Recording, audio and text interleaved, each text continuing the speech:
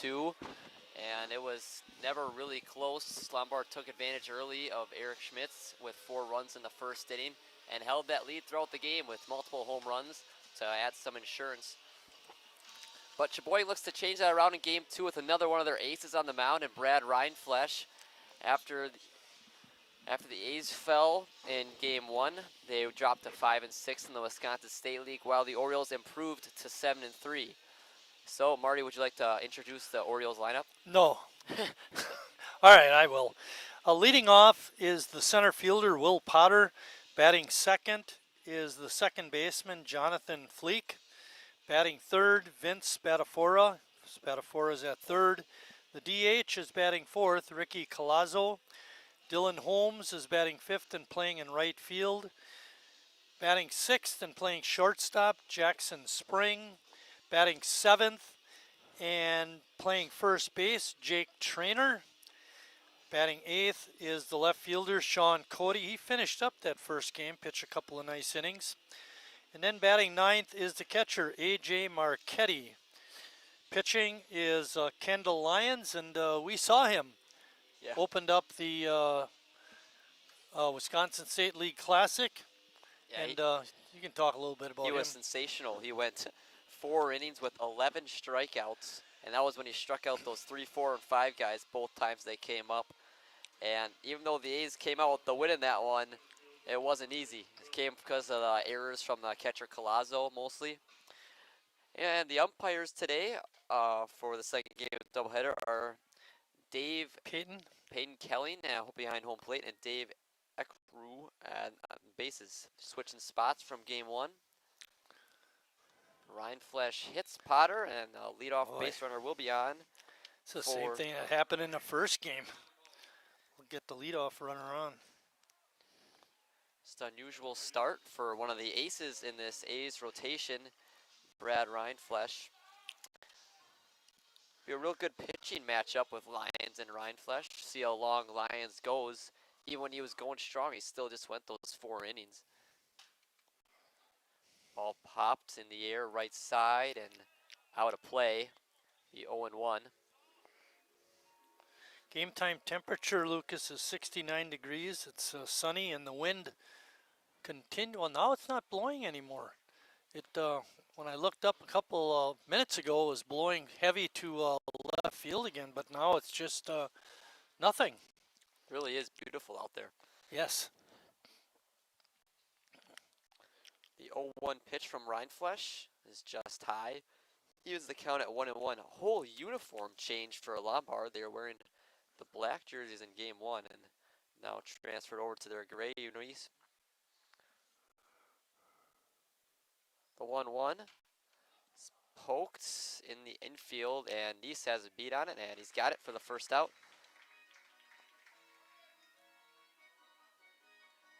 Now I'll bring up the 3-0 hitter, Vince Spadafora. Spadafora had a double in game 1, but that was his only hit. He went 1 for 4.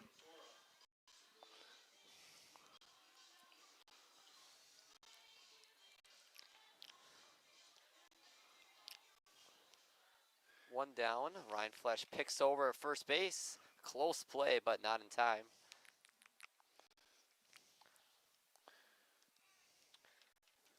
Couple of changes defensively for Sheboygan. Casper is catching. Lash moves to the DH. And Ames goes from right to second. Kiesler moves out to right field. Horn and Hanselman in left and center. Stelt and Neese and Palmquist are all at their positions. First, third, and short. 1-1 count now on the 3-hole hitter, Vince Spadafora at third base, just like he was in game 1. Pitch from Reinflesch inside, moves the count to 2-1. You know, other games we've talked about what the thinking was in setting up his batting order. Defensively, it always makes sense to us what he does. But you got to get a pregame interview with him, Lucas. Ask him about that. Yeah, Tim I did one already with him. Maybe I'll do one coming up next week or so. He's got a couple games next week.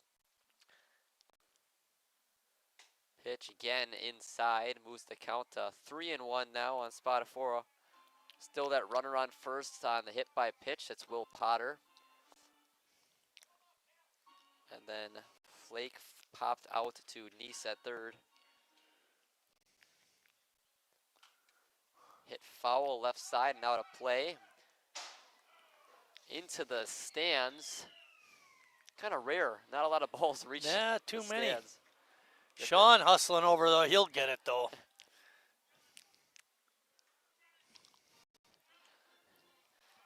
Rhineflesh ready for the full cow pitch to Spadafora. Fouled off again. Did we ever talk about what happens when you get a foul ball? You turn it to the concession stand. What is it, $1? I think it's $2. $2. But you got to pick what you're buying right away. Yep. And you got to, if you use like say $1.50, then you lose 50 cents. Make your choices wisely. Your strategy. Maybe buy multiple things then. Right? Oh, for sure. Another pickoff attempt. The Ooh, third that was one close. already by Rhineflesh, and all three of them have been fairly close.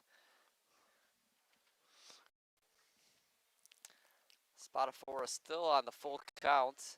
That one's high and outside, and a walk to Spadafora, and 2 runners are on with 1 out for the cleanup hitter, Ricky Colazzo. Coming into today's game, Brad, we mentioned this in the first game, had 43 strikeouts in 26 and a third innings, and only 10 walks. That's a pretty good, strikeout to walk ratio. It's awesome, but walk to innings to pitch isn't too bad either. Ground ball foul, 0-1. Yeah, Brad's been really good this year, just like most years, but even more so with what you mentioned, the walk number's been way down compared to previous years. Not throwing as many pitches per inning, and the ERA is still where it always is.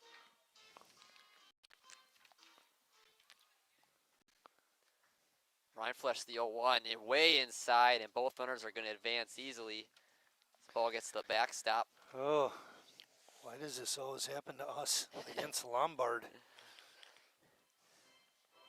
Game 1, it was a lot more the hitting that did the damage for Lombard, but so far it's been Sheboygan hurting themselves with a hit by pitch and then a wild pitch.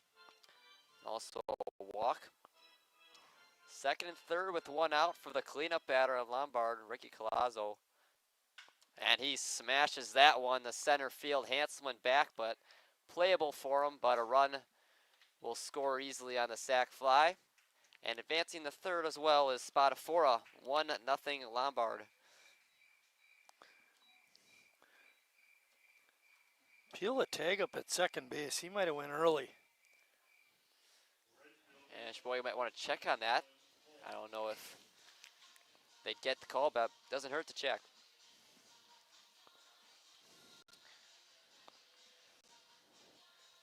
Big moment now for Rhineflesh to get out the 5-hole hitter Holmes. Holmes did not play in game 1, but he's in right field for game 2.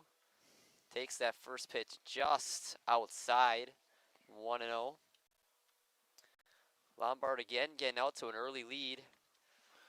Hopefully this time it's 1 instead of 4, like last game. That pitch on the outside corner evens the count at 1-1. Brad, Rhineflesh was the most valuable pitcher last year. Well deserved. He had an awesome season. That one high, 2-1. Kind of on his way to doing that again. He's been just as good as usual, but the fun problem is other Sheboygan pitchers have been just as good as he has been, especially Schmitz, even though he didn't have his best performance today. He's been one of the best. 2-1 pitch, right in there for strike 2. And Brad just a strike away from getting out of this inning.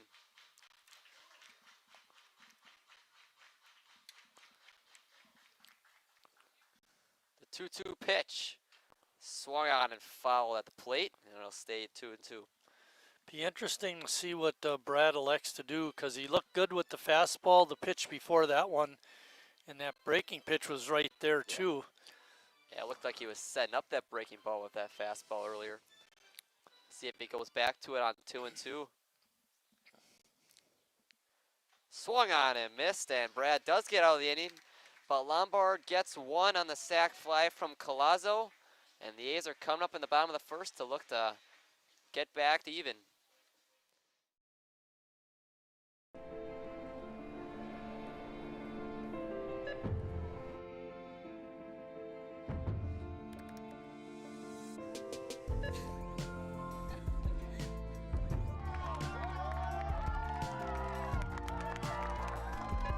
Whenever you shop Meijer, you help support programs like Boys and Girls Clubs and Girls Who Code that show kids they can dream anything and do even more.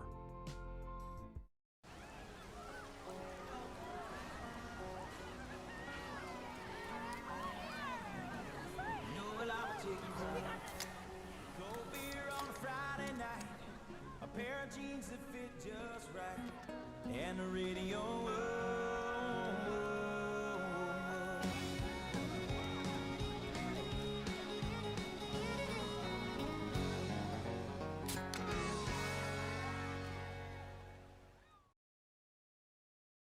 Back for the bottom of the first, and Kendall Lyons is finishing up his warm-up pitches, but until then, Marty will take us through the A's lineup. Batting leadoff is the second baseman, Alex Ames. Batting second, Braden Horn in left. Harry Stelt is batting third and playing first base. Connor Lash is the DH, batting fourth. Jacob Neese is at third again, batting fifth. Chase Hanselman is out in center field, batting sixth. Seventh is Riley Palmquist. Riley at shortstop. Playing right field is Calvin Kiesler. He's the eighth hitter and batting ninth, the catcher, Cal Casper. I hear it talking about lineups many times before, what Tim does offensively, and he'd run it with basically the same lineup. The only difference is Cal Casper's in at catcher instead of Lash, but Lash moved to DH, and Bradford's the only one not in the Game 2 lineup who played in Game 1. Maybe he didn't have an eraser, so he just kind of crossed out that ninth guy and penciled in Casper. Wanted to change some up, didn't want to go with the same exact lineup both games. See if the slight adjustment pays off in Game 2. The offense had a lot of hits, 10 plus hits in Game 1. They just couldn't manufacture many runs, just the two. Both Long ball played big for Lombard in that first game. Yeah. Both killer home runs, add-on insurance. Yeah, that second one, Yeah. the two-run shot in this, was it the seventh? Eighth and the sixth inning. Over that left field fence. The 0-1 pitch to Ames is high, way high, 1-1 now. Alex was really good in game one, 2 for 3 with a walk, and he had an RBI. He's been hitting the ball real well recently.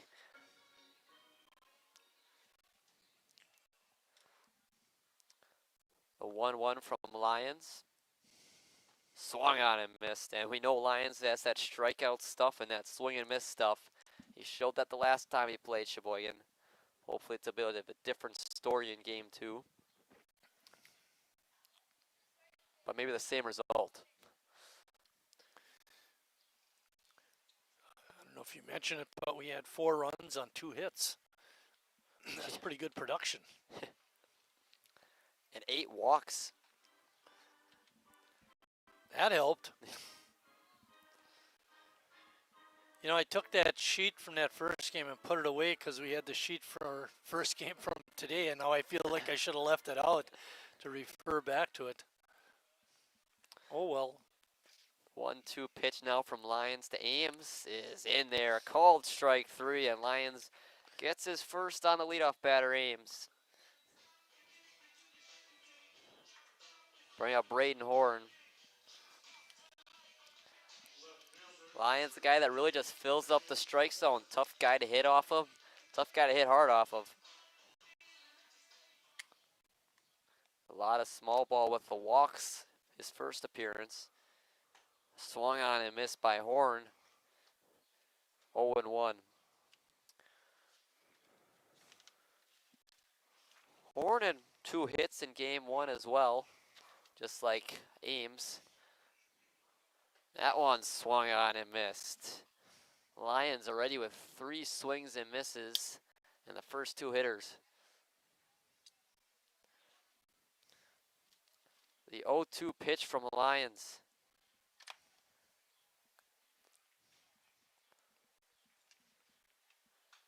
Fouled back off the netting. Winds blowing left, right to left again, just like in game 1. Kind of what helped one of those Lombard homers get out over that left field fence. Over that left field fence.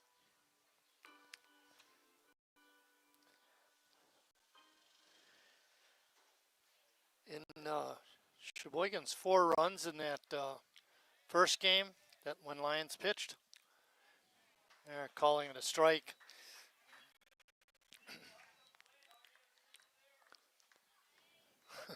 Fans barking a little bit. I thought it was a good call. I did too. So anyway, I was going to say of our 4 runs, 1 was a walk, 1 was a hit by pitch, 1 was a home run, and 1 was off.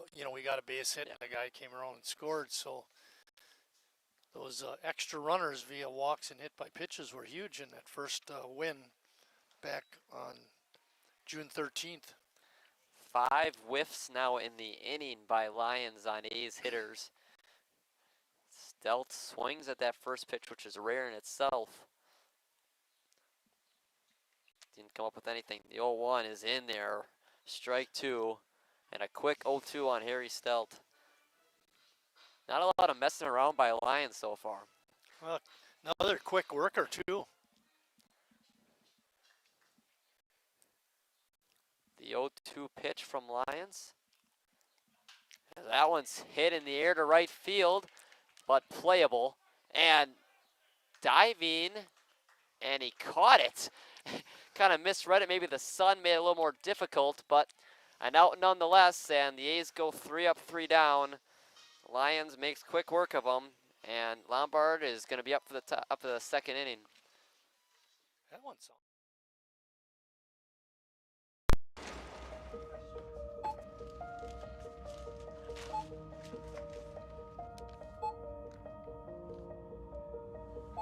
Whenever you shop Meijer, you don't just feed yourself or your family. You help support programs like Simply Give that feed our neighbors in need.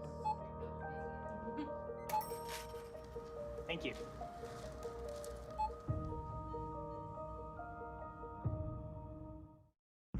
I grew up working in my family's supper clubs. This is where it started with us as far as the fish that we serve at Culver's today. We source the finest cod and batter each fillet by hand and always cook it to order. That beautiful golden brown color and flaky on the inside. The fish fry is a Midwest tradition. It's about families coming together. I love bringing this tradition to guests everywhere. Mom and Dad would be proud. Welcome to Delicious. Wingism number 1, the Flavor Saver.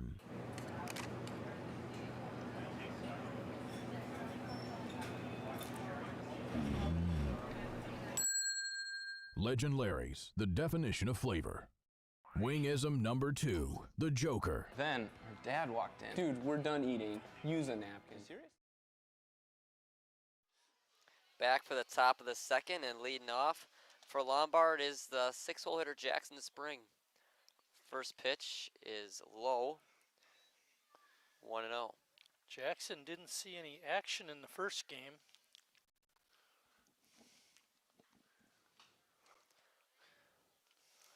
Lombard missing a couple of their key pieces in Charlie Parcell and Wyatt Warrow, both D1 players at NIU.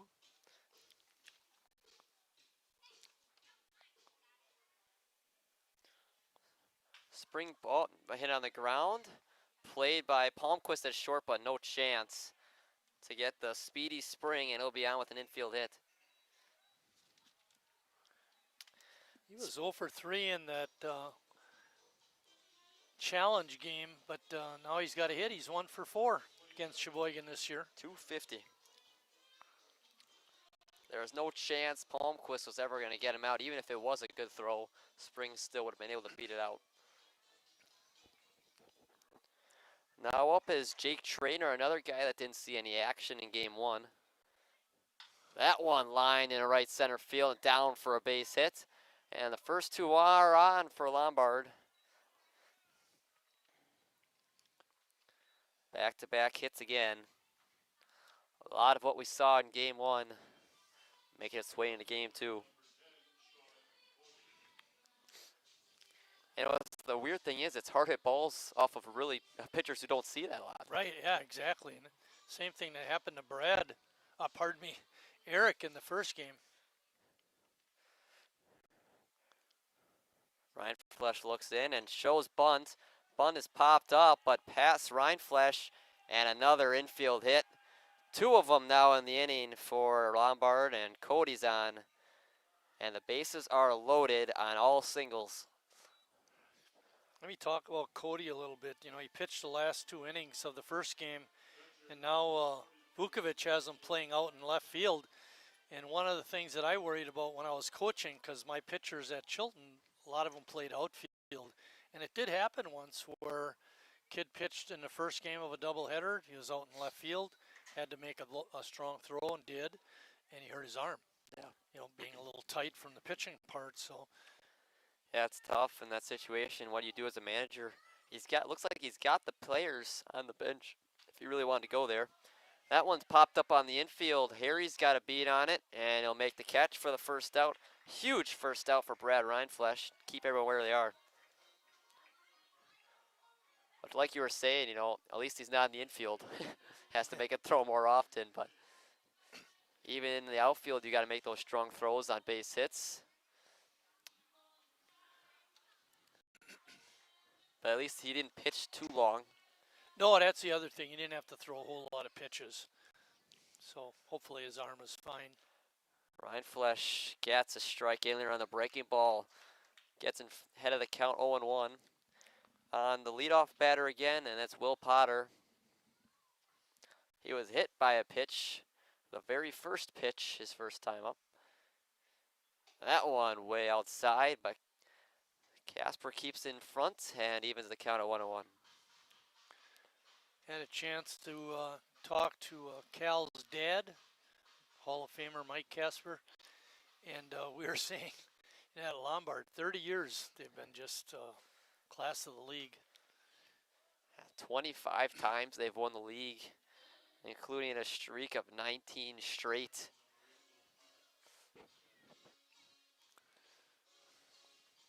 Finally broke in 2023 by West Dallas. Yeah. Before they got back at it in 24. The 1-1 pitch swung on and missed by Potter. Potter attends Southern Missouri University. Hit .242 there in 28 games and strike 3. Potter had a strike. He struck out once in the first game, and now he struck out here in the second game. But he's a good player. Big strikeout for Brad Rindfleisch with 2 down now for Flake.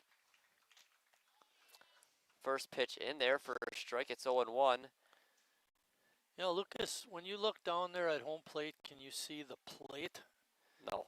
It seems like it's really covered with a lot of dirt. Heavy hack there by Flake, but all he can do is foul it off. 0-2 now, and Brad is just a strike away from getting out of a bases loaded jam.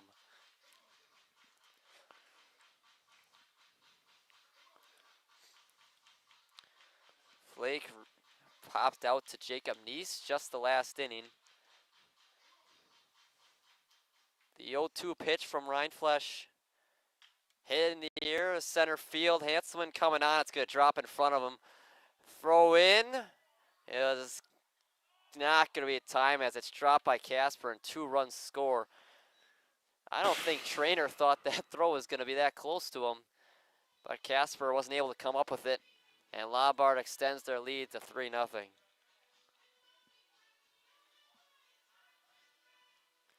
That hurts. Yeah.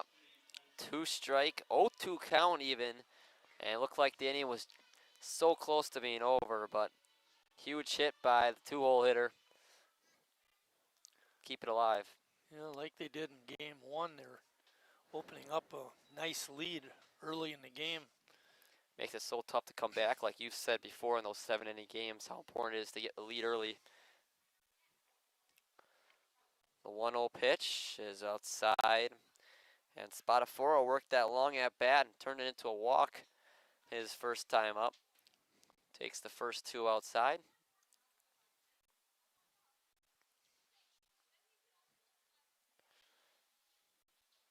Ryan Flesh way inside, and it runs to 3-0. 4 hits in the inning, all singles for Lombard.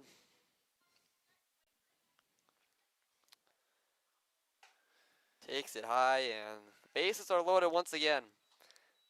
Lombard scored their run in the first on no hits. Kind of interesting. They almost had 3 hits and no runs in this inning. Now Collazo up, and one of their best hitters. Not the guy you want up with the bases loaded. First pitch to him. Outside, just outside, and it runs to 1-0. 5 in a row out of the zone for Ryan Flesh now. Pitch in there with the breaking ball, 1-1.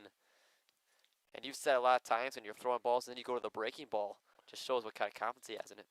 Right, that's exactly right. The 1-1 goes back to that breaking ball, but that one doesn't come back into the zone, and it goes to 2-1.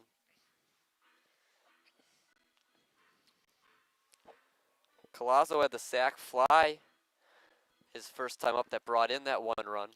Can't see it on that shot, but the wind is blowing out to left center field. 2-1 is high, and there is nowhere to put Collazo for Ryan Flesh. 3-1 now to him.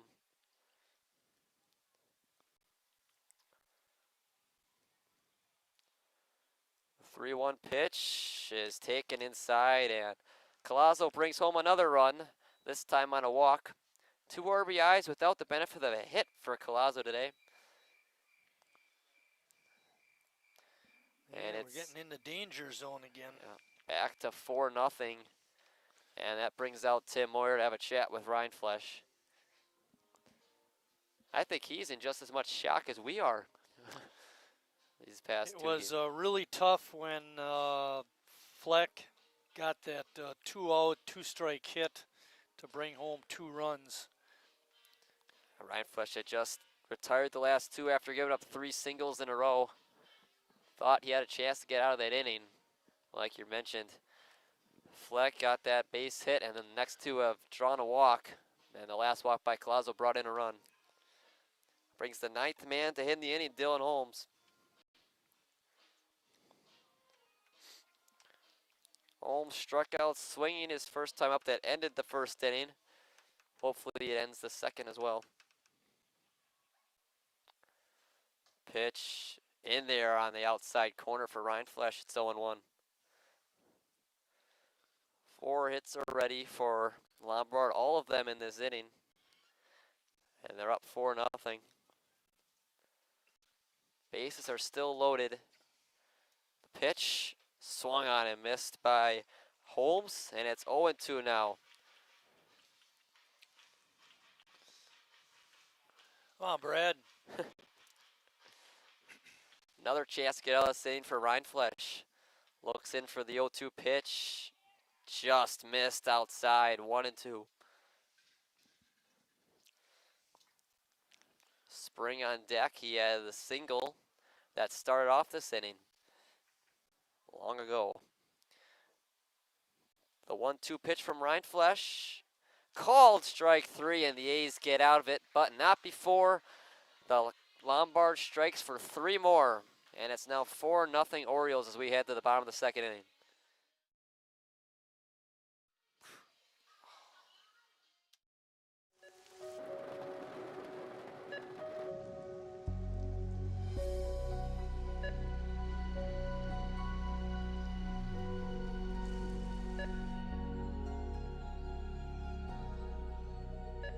Whenever you shop Meijer, you help support organizations like Hope House Mission and New Hope Shelter that give people around here warmth, shelter, and care. Me spells the great taste of Sheboygan. What does it take to stay in business for 75 years? It's not only featuring USDA choice beef. It's not caring about every single one of our 30 varieties of bratwurst. Nope. After being family owned for 3 generations, we've learned it's about you. At Miesfeld's Market, we give back to the community and our customers always come first. Since 1941, we've been feeding our neighbors, so come by and see what we've got today. Wingism number 3, the Peter Heater. Oh, so hot. Oh, so hot! Legend Larry's, the definition of flavor. Wingism number 4, tea time. What are you, having tea with the queen?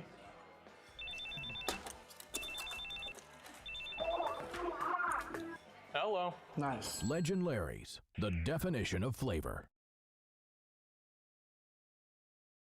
Back for the bottom of the second inning, and Lombard got 3 more and makes their lead 4-0, just like in game 1. This time just an inning later, but Brad Riflesh was able to leave the bases loaded to prevent any further damage.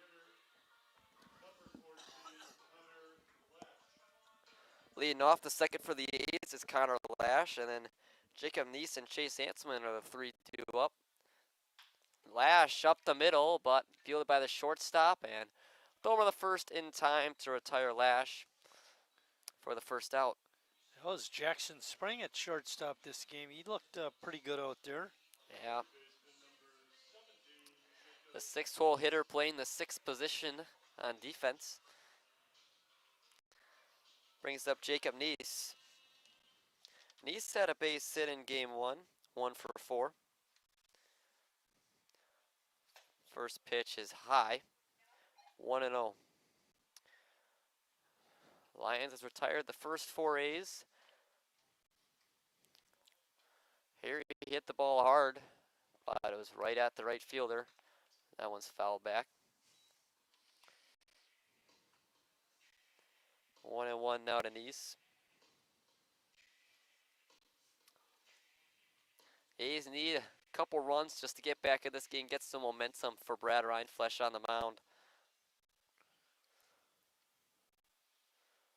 1-1 to Neese. In there, strike 2. Lions looks tough again today. Throwing a lot of strikes. Yes. Better than the first time. Walked a lot of batters in his first outing. Against us. Yes. That one is outside and low, 2-2. Yeah, he pitched 4 innings, gave up 5 walks. Not a very good. We had mentioned, we had seen some stats on him, and he was, susceptible to walking batters.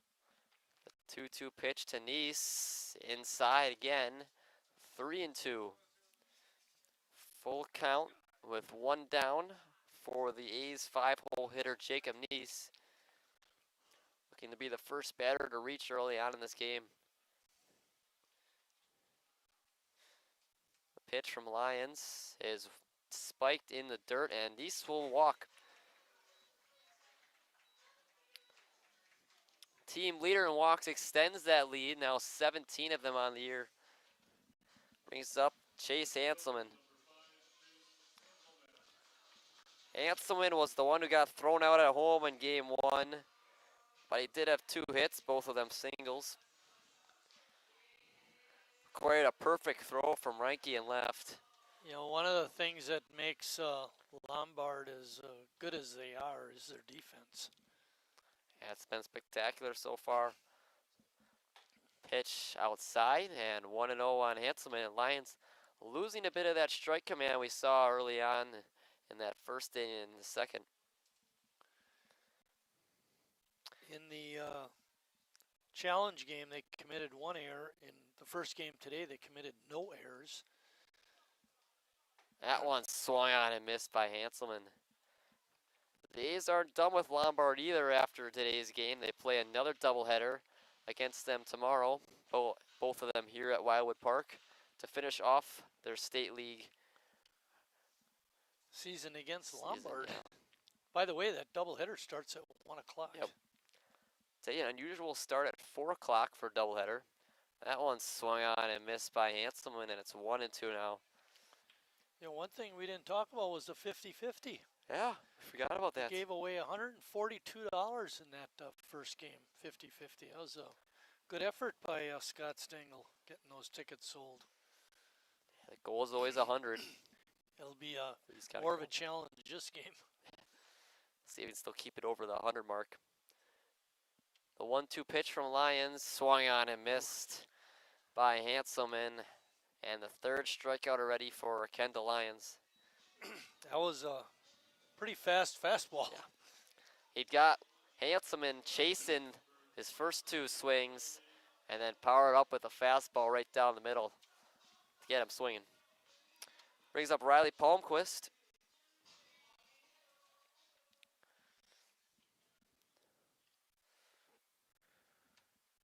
First pitch from Lyons is swung on and missed again. 7 swings and misses already for A's hitters. Riley came into action today hitting .235, and so far he was 0 for 3 in game 1. This is his first at bat. That one hit Riley, and it'll be first and second for the A's with 2 down. Second hit by pitch in the game between Rindfleisch and Lyons. Rindfleisch led off the game with hit by pitch. Lyons took a little bit more time.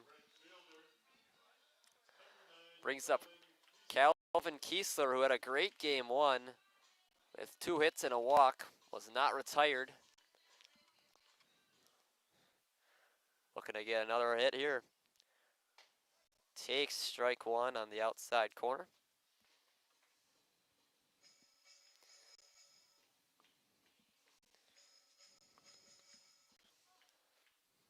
Kiesler came in today, hit .325.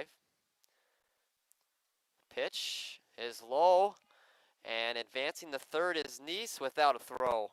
And Palmquist advances to second. After the 2 for 2 outing, Kiesler moved that average up to .357. And he's hitting 8th.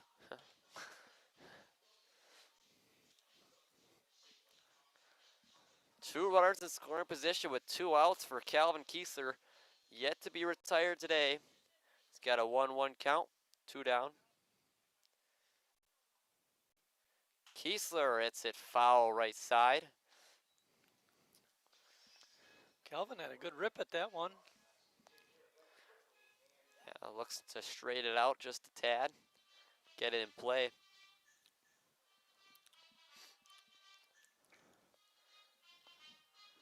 Make Lyons work a little bit more. A 1-2 pitch to Kiesler is outside and low, and it evens the count at 2-2. Neese reached on a walk to, and he's at third, and then Palmquist was hit by a pitch. He's at second, so no hits in the inning yet for Sheboygan. No hits in the game either. 2-2 count to Calvin Kiesler. Swung on and missed. Another strikeout for Lyons, and this one gets him out of a jam to end the second inning. Lombard remains up 4-0 as we head to the top of the third.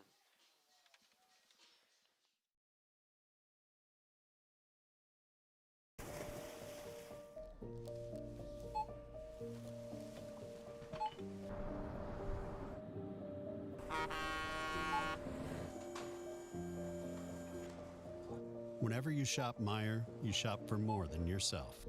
You help support sustainability in all our communities. Thank you. Today, tomorrow, and for years to come.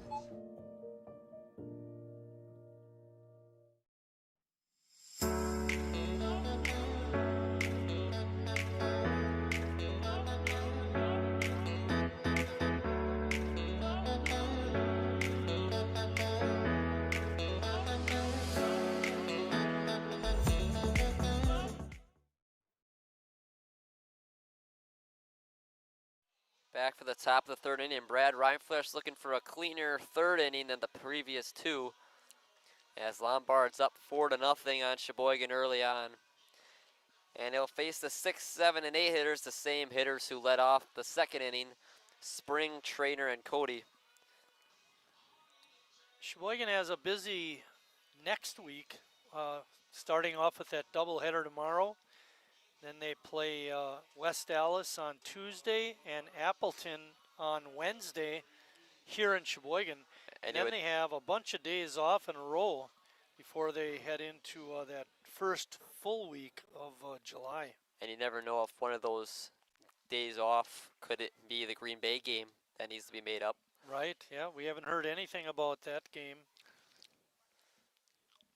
0-1 pitch is outside and low. Moves it to 1-1 on Spring. Spring had a base hit. Part of the string of 3 hits in that second inning to lead it off as he swings and misses here. This is the 25th game of the season. Moving by quickly. Yeah, very, very quickly. Ace sit at 15-9. Pitch is high. Evens the count at 2-2.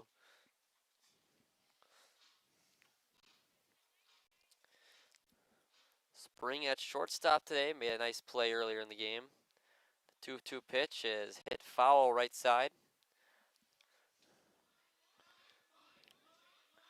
What really helps is when you can get the leadoff guy. Yeah. Get him out. Brad has yet to do that. He hit the guy in the first inning, then Spring led off that second inning with the base hit. Spring fouls another one off Casper this time. And Took that one into face mask. Kelly will give Casper a second.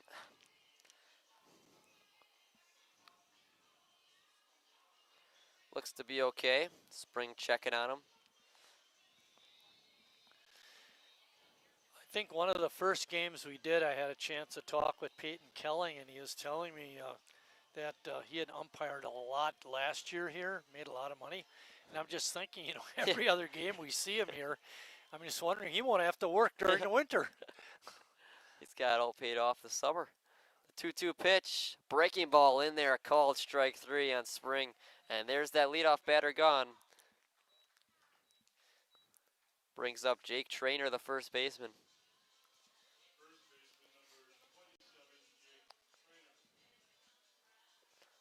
That breaking ball's looked really good for Brad early on, though. He does. He throwing it well. First pitch to Trainer. That breaking ball again right in there for strike 1. Trainer singled as well in that second inning. Next one, fouled left side off the netting. That was a really good pitch by Brad. It was on the inside part of the plate. Really tied up Trainer. Especially you don't know, maybe he's sitting breaking ball, saw that fastball and just thought swing immediately. The 0-2 pitch, fouled again. Looks like Trainer's trying to take that pitch to the opposite field past 2.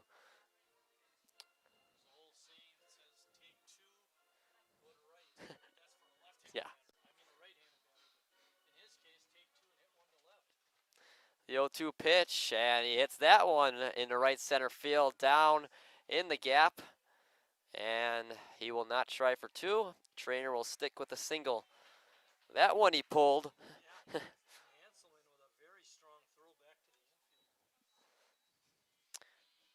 Another single for Trainer, and all 5 hits so far have been singles for Lombard. And that brings up Cody, who was one of those singles on that little bunt base hit he had in the second inning.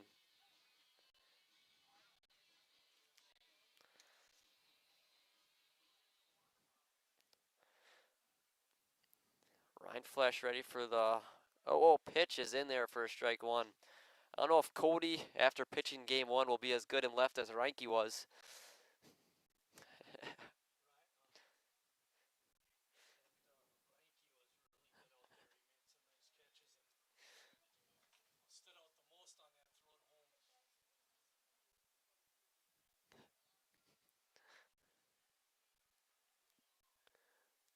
One pitch from Brad.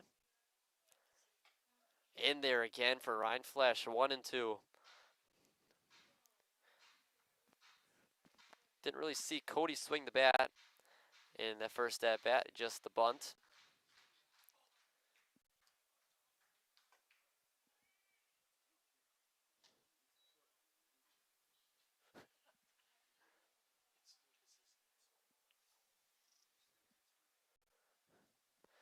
Count is 2-2 now on Rhineflesh.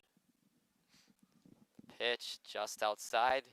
Count goes full to Cody. Cody, like you mentioned, Marty, ended game 1 pitching wise. Yeah, just looking through the first game, we didn't have any 3-up, 3-down innings. Liner right back at Brad, and they're going to have him doubled off. What a play by Brad Rhineflesh. A 1-3 double play to end the 3rd inning for Lombard. And the ace will come up with Cal Casper leading off in the 4th. Bottom of the 3rd.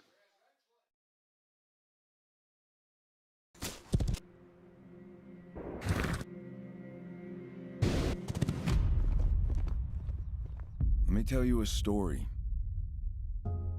about a beer rooted in the heart of America, found in a community where a handshake is a sure contract, brewed for those who found opportunity in challenge and hope in tomorrow,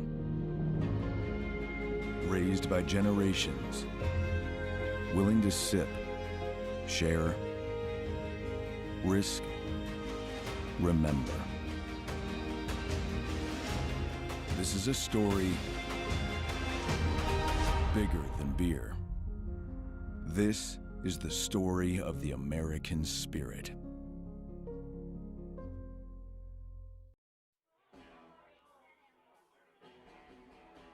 All right, guys, we got teriyaki, honey barbecue, and mild. Enjoy.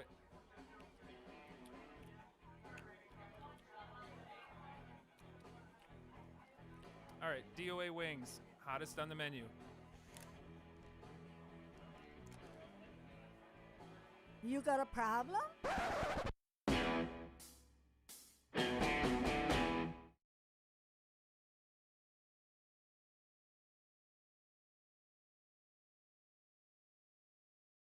Back for the bottom of the 3rd at Wildwood Park. Cal Casper leading off the inning, and it'll be followed by the top of the order and Alex Ames and Braden Horn. All three, Horn and Ames both struck out first time up. Part of the 4 strikeouts so far for Lions. And he's gotten a lot of swing and miss so far, Marty. Yeah. He's, well, we were talking to Denny in between innings, and got a good fastball, and then he's got the breaker to back it up, breaking pitch. Casper hits one in the right field, but playable, and caught for the first out.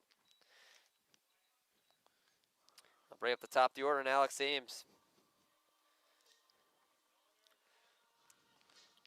It's always tough for a young player, you know, when they come up through the high school ranks and then they play, because they're used to playing high school kids. Yeah. Now all of a sudden you're playing adults who've, in some Big cases, change. have a lot of experience. It's just different.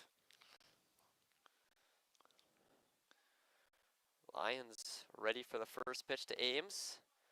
Spikes it in there, 1-0.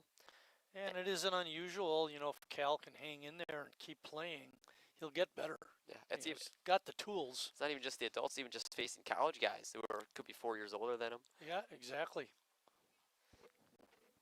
So 1-0 to Ames. It's fouled off of his leg. It's nice to be up here in the booth where it's safe. Yeah. We got the netting, windows.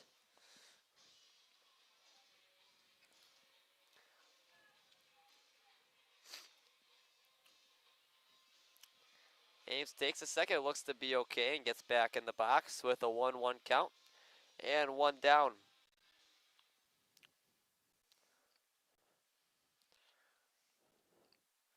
Lions, that strong fastball just missed high, 2-1.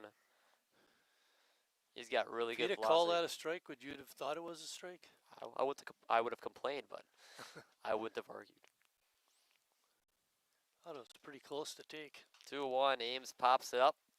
Foul and out of play. You think he's going fastball here? I think so. So he's got a lot of swing and miss on so far. Ames has been late on it.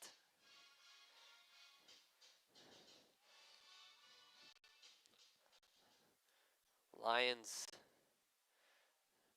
into the windup for the 2-2. Foul again by Ames. Stays live. Yeah. Kenny Nazy coaching first. We haven't seen that much this season. Moyer at Tim third. Moyer over at third. Counts even at 2-2 still. Lions versus Ames. That one inside and high, and it runs full. 3-2. Ames, one of the many guys on the team, Concordia University, along with Lash. In a way, I'm Why surprised Tech? you didn't go to Concordia, Lucas. I know a lot of people that are. That one up the middle for a base hit. The first one of the day for Sheboygan, and Ames is third of the day between the two games.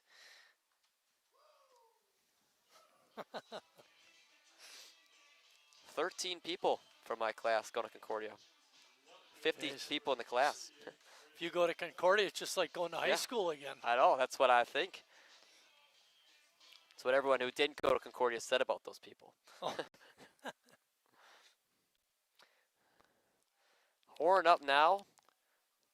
Any of your classmates go to Lakeland? I don't think so. I don't think so. 1-0 after Horn took the first pitch outside. Pickoff attempt, but nowhere close to getting Ames. Ames last year was more known as a guy getting on base via the walk, but this year he's got a lot more hits, especially recently. The 1-0 pitch to Horn is fouled straight back. Oh, you got a good rip at that pitch. Just missed it. Little under. Braden had 3 hits in the first game today. 1-1 to him, looking to make that 4 on Lions. That one inside, and the command has not been as strong so far in inning number 3 for Kendall Lions. Sometimes when you're wild like that, it makes the batter a little more jittery. Definitely. And you can get a fastball in there, and they're not looking for it, or they're more worried about getting hit. Kind of like that. Yeah, that's what I was about to say, just like that. Right down the middle. That's why I'm the instructor, and Lucas is doing the learning. Lions ready for the 2-2 pitch. Into the windup, and here it is. Swung on and missed. Strikeout number 5 for Lions.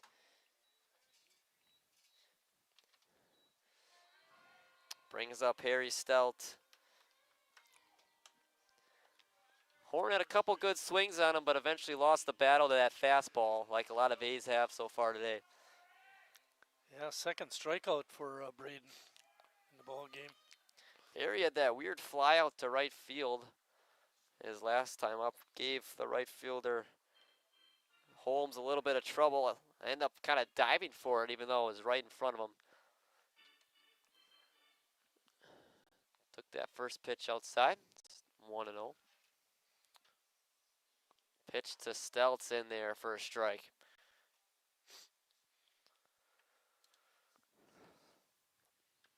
A's still have Ames on first, who's got their only hit on the day. Ground ball single right up the middle. Steltz swings and misses. After game 1 and so far in game 2, his average has dipped to a measly 406, Marty. That's what I was thinking. You took the words right out of my mouth. 1-2, 2 outs on the A's 3-0 hitter, Harry Stelt. The pitch swung on and missed again. Another strikeout for Kendall Lions. Nothing unusual for the Lombard pitcher. As we're through 3 innings, Lombard remains ahead 4-0. time is now less than 96 minutes.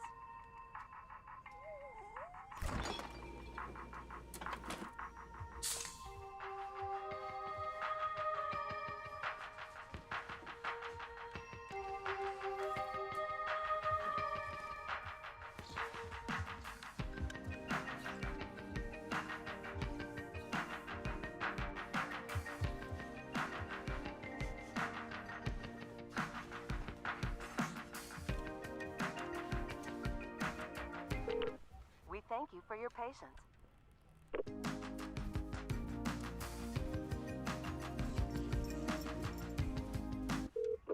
Sorry, are you still there? Yes. Okay, please hold.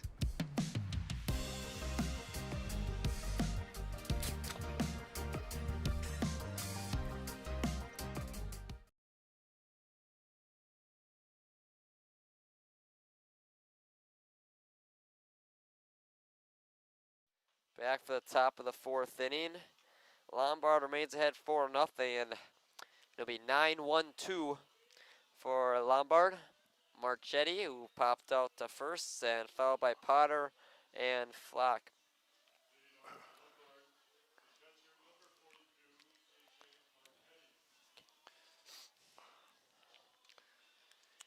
You say Marchetti, I say Marchetti.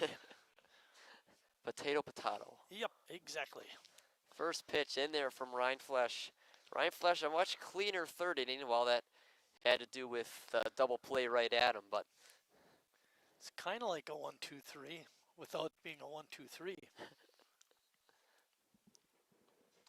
yeah, faces the minimum. Kind of works. The 1-1 is fouled back.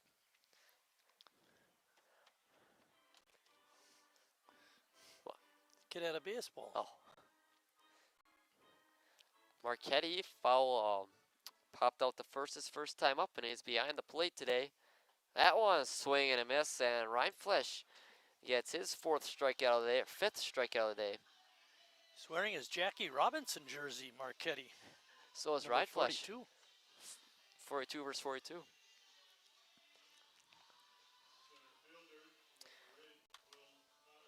Potter, leadoff batter. He's 0 for 1 with a hit by pitch and a strikeout so far. First pitch from Rhineflesh, fouled off. Be interesting to know how many pitches Brad has thrown so far. Yeah, 2nd inning definitely ran up that pitch count for him. A lot of pitches thrown, a few walks in there.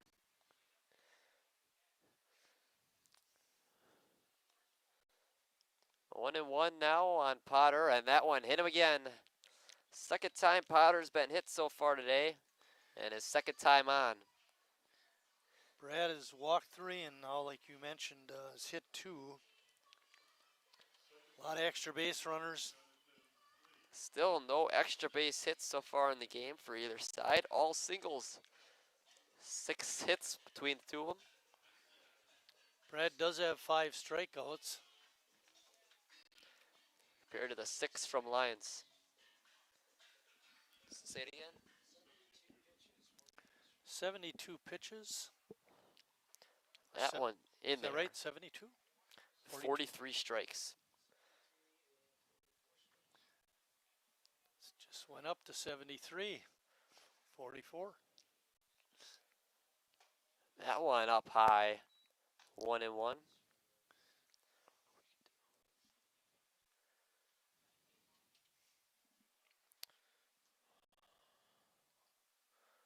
Rhineflesh. The 1-1 pitch. Fouled away.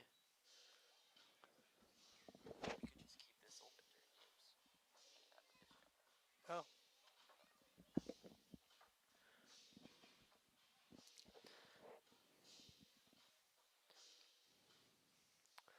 One and two now on Flake. He hits that one in the center field. Hanselman will have a play on it and make the play for the 2nd out.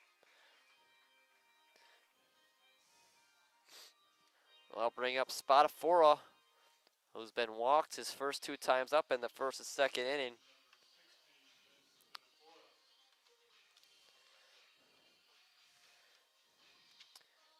He had that double that brought in a run in the first inning of game 1, that 4-run first inning. No hits yet today, but he's yet to be retired. Takes that first pitch outside, 1-0. Question is, with Brad nearing that 80 pitch mark in the 4th inning, how far do you let him go? He's pretty good for well over 100. He's shown that time and again. Just a matter of he's not going to pitch tomorrow, that's for sure. And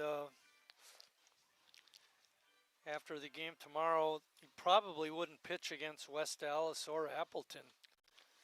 So to leave him go 200 wouldn't be the worst. I mean, I don't see him pitching, you know, within 2 or 3 days of this ball game. It does help that it's only a 7-inning game as well. Yeah, for sure. Gives Tim Moyer a little bit more leeway pitching-wise. Right now, a 1-2 count on the 3-0 hitter Spadafora. It was interesting how he approached the 7th inning of game 1. Not using one of his relief pitchers, but using Ty Wytek, catcher. Yeah, he was a little shaky early on, but it figured out through a scoreless inning. Yeah, he did. 1-2 still on Spadafora. He's been really good at working the count so far.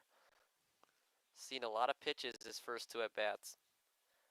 That one in there, called strike 3. Another strikeout for Brad Reinflesch. And this one gets him out of the 4th inning. Still remains 4-0 Lombard as we head to the bottom of the 4th.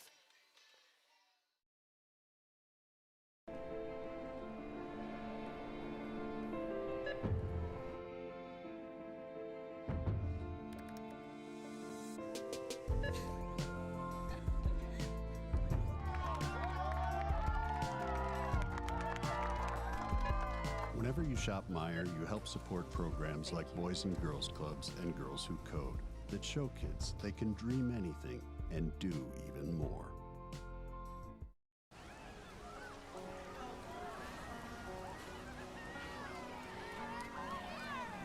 Well, I'll take you home. Cold beer on a Friday night. A pair of jeans that fit just right. And the radio.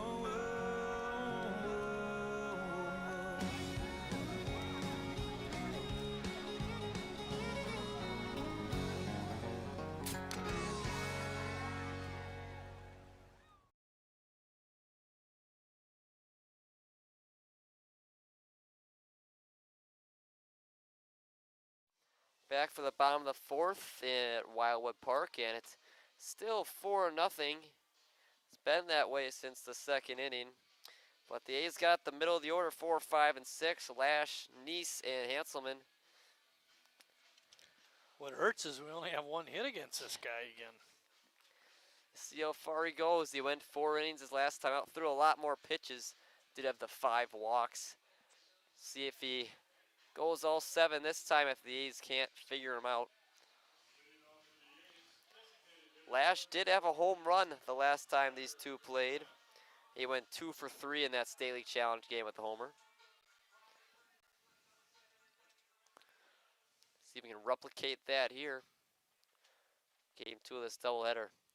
Lash takes high, 1-0. Connor looking for his first hit of the day. Yep, he went 0 for 4 in game 1. 1-0 on Lash, fouls it straight back. Heavy hack there. They say that when the ball comes off the bat like that, straight back, that you're like a quarter of an inch off of hitting it pretty solidly.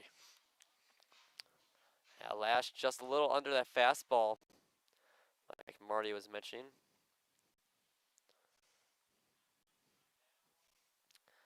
That 1-1 pitch up the middle, and that one's going to get through for a base hit for Connor Lash. And there's that first hit of the day. Called a couple things now so far today, Marty. Yeah, I'm not winning us any games.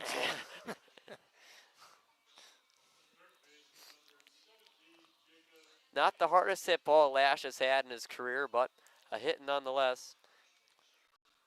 Brings up Jacob Neese, who walked and got all the way to third base his last time up. Was it Alex Ames? I believe it was in game 1 in the 3rd inning when he hit that ball. The first baseman was in. It bounced over his head, and it skipped by the second baseman out into right field, and we scored 2 runs on that hit, or a run on that hit. That's what you'd call a seeing eye single. Yeah, that first baseman was in for the bunt. Bounced it right over his head. Jacob swung at a bad pitch. Yep. 0-2 now on him.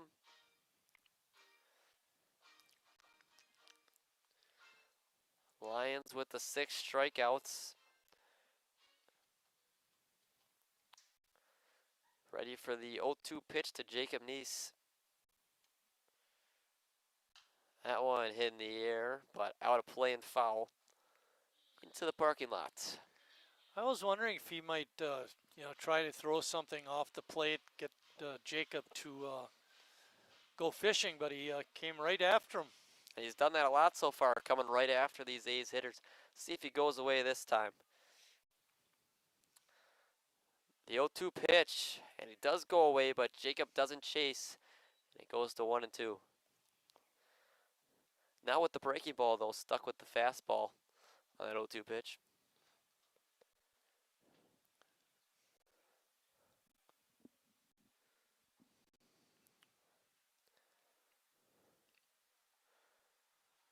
That one hit again, foul, and Neese stays alive. Neese extended his walks lead earlier in this game. 17 total for him. One giving a fan with the Oriole hat on a bit of a hard time.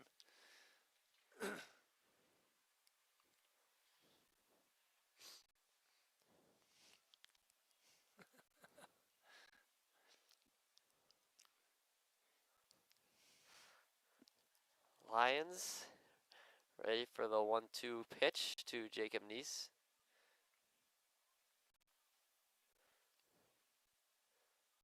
Long look in. Low, evens the count at 2-2.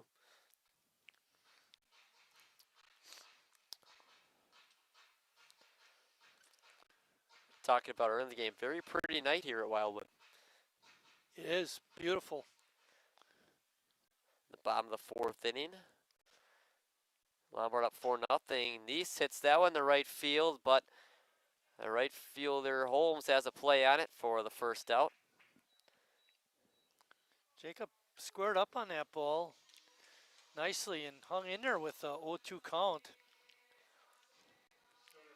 Yeah, forced Lions to throw a lot of pitches and hit one hard to the opposite field. Too bad it was right at Holmes.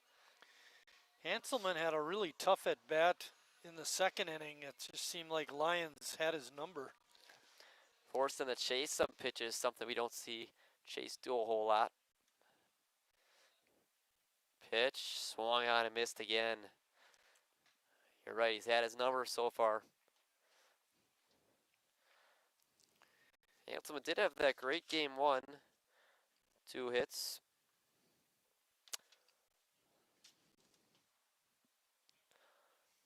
Pitch, fouled away. 0-2 now on Hanselman. That one makes it into the parking lot across New Jersey Avenue. We got a couple of kids in the parking lot, but I don't think they saw where the ball went. Well over their heads. Oh, it looks like they're making their way. Watch out for the cars, kids. The 0-2 pitch from Lions just misses outside, 1-2. Hanselman's first name is Chase. He did a good job of not chasing that last pitch.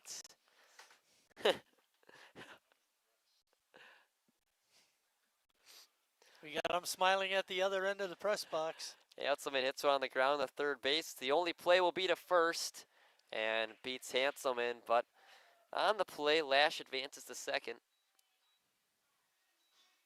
Brings up Riley Palmquist. Do you got anything for Riley? Any little analogies with his name? He should have things right in the palm of his hand. Oh, look at like that. the greatness is there. Back to back. They weren't listening down there. They were not.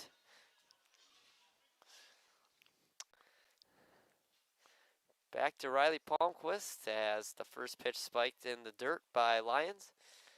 And Just it's looking 1-0. up this Spatafora, the guy at third base. He really did a nice play, and he's done that at several times in the first game.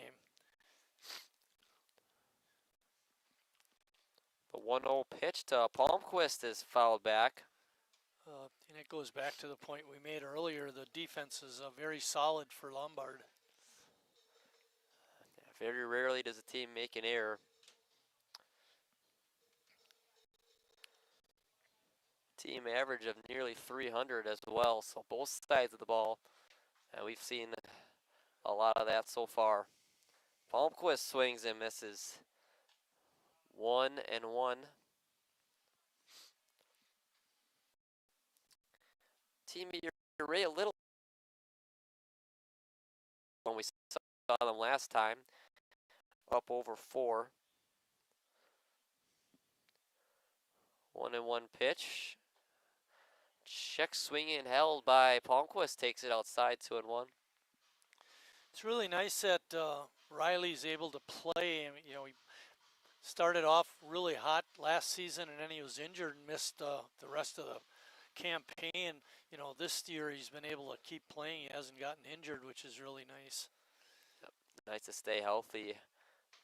Haven't had too many injuries as Palmquist takes a called strike 3 to end the inning. A's come up empty again. Still 4-0 through 4 innings as Lombard is ready for their top of the 5th.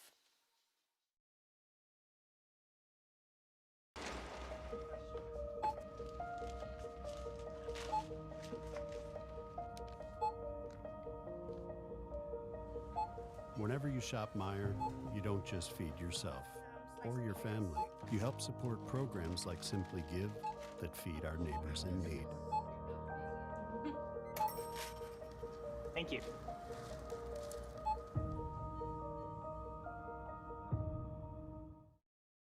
I grew up working in my family's supper clubs. This is where it started with us as far as the fish that we serve at Culver's today. We source the finest cod and batter each fillet by hand and always cook it to order. That beautiful golden brown color and flaky on the inside. The fish fry is a Midwest tradition. It's about families coming together. I love bringing this tradition to guests everywhere. Mom and Dad would be proud. Welcome to Delicious. Wingism number 1, the Flavor Saver.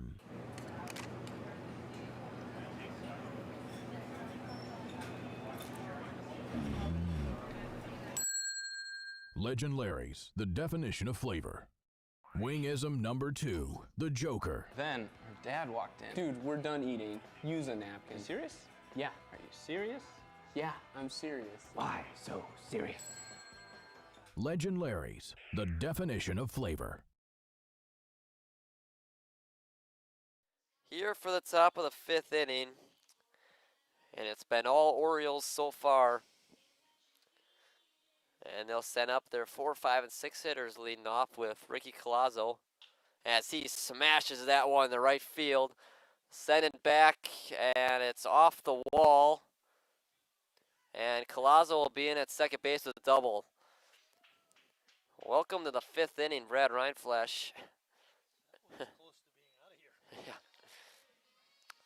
Smashed on a line. Take it off the wall. I thought originally when he turned his back, he was looking up at it, watching it fly, but hit off the wall, stayed in play. Collazo, in his previous 2 at-bats, had 2 RBIs, but it was both on a sac fly and a walk, so not had a hit yet until that at-bat there. That one up the middle of a base hit again for Dylan Holmes. And Collazo will hold at third, and they're on the corners and threatening again for Lombard in this 5th inning.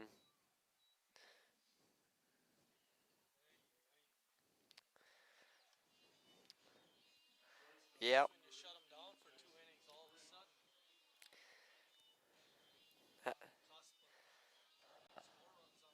Yep. Ryan Flesh was just starting to throw a couple good innings. He had faced the minimum past 2, beside the hit by pitch. He had gotten that double play in the 3rd, and then struck out 2 in the 4th. But this 5th inning starts off with back-to-back hits and the first extra base hit of game 2. 0-1, and 1-1 now in spring. He's got one of those hits.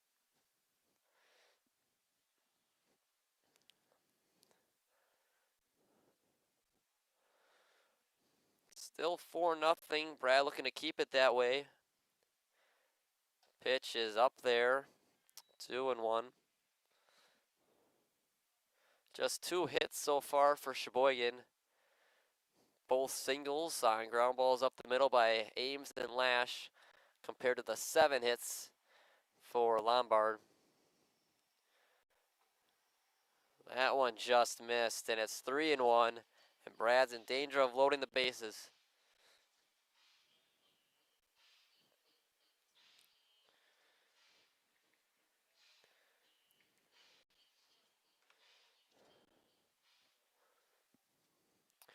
Three and one now to Spring.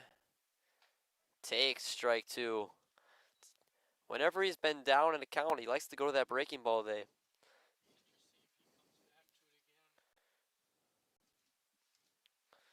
Full count pitch. See what Brad goes to. He goes breaking ball, I think, but foul away.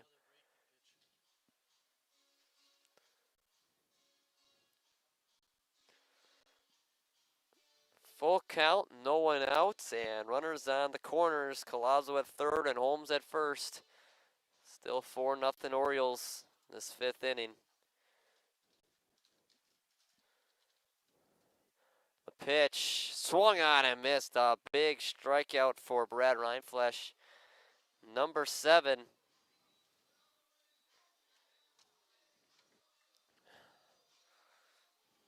Been talking about Lions strikeout numbers this entire game, but Reinflesh has 7 as well. Right. Jake Trainer, the 7-hole hitter's up. 2 for 2 with 2 singles so far as he hits that one to left field. Running after it, foul. Horn wasn't able to get there, but goes foul. Let me pose a situation to you. We got 1st and 3rd, right? 1 out. Deep fly ball to in foul territory as a left fielder. Do you catch it? Not or that do you deep. let it go and hope for a strikeout at home plate? Not that deep. If that's deep, it's easily going to be a run the score, unless it depends if your pitcher doing well. If they could sit, do you trust them to get that strikeout or that double play? In that situation, yeah, a lot of confidence in your pitcher to let that one drop. But Horn had no chance to get in there anyway. One inside, evens the count at 1-1.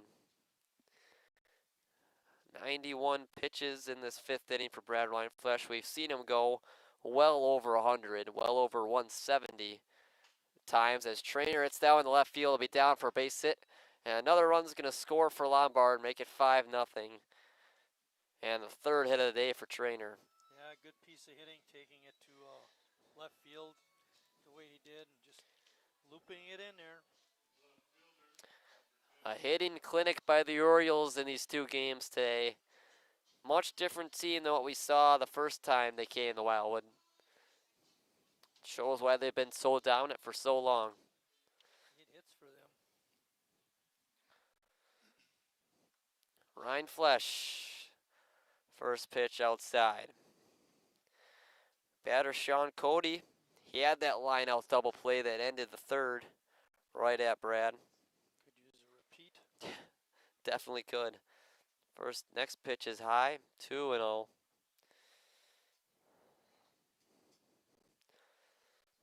Lions has shut down the A's offense so far. He's gotten plenty of help from his mates. That's for sure. Something we've seen the A's do recently, picking up their pitchers, which Haven't really needed to do it too often. That one hit in the air, foul. Evens the count up at 2-2 on Sean Cody.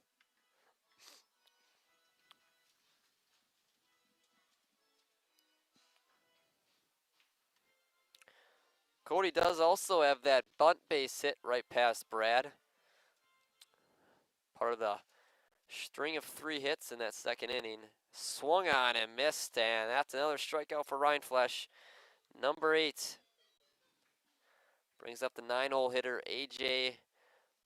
Marchetti. The only... Or are we going to say Marchetti? Marchetti. Always the opposite.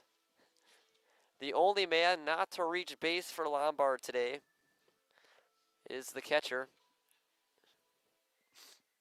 Lucas, I just hope you're not the kiss of death. It seems to be that way a lot of times. First pitch is in there for strike 1. We got 42 against 42. The 42 on the mound won the battle the last time, struck him out swinging. Pitch is low.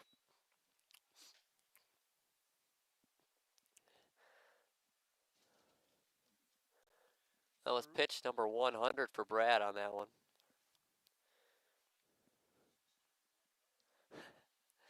Just finished his bullpen. That one hit in the air and caught by the second baseman Lesnick to end the inning. 5-0 as Lombard gets another one on the benefit of the Dylan Holmes single.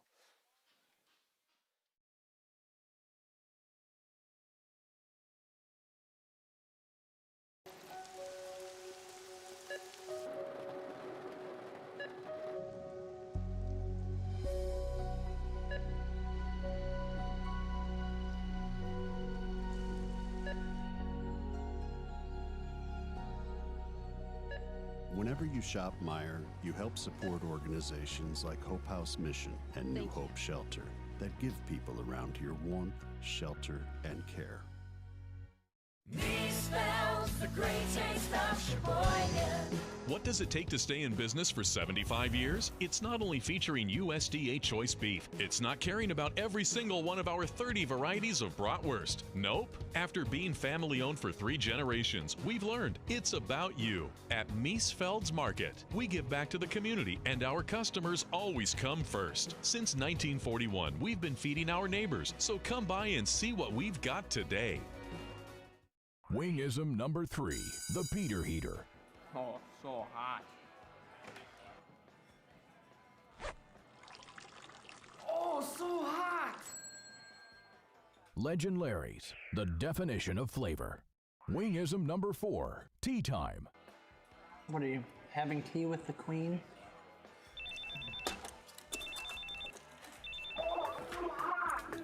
Hello. Nice. Legend Larry's, the definition of flavor.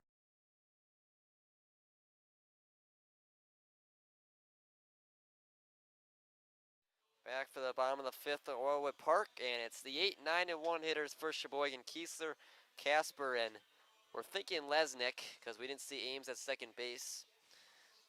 So that would be the replacement if when Ames' spot gets up in the order. Kiesler struck out swinging his first time up.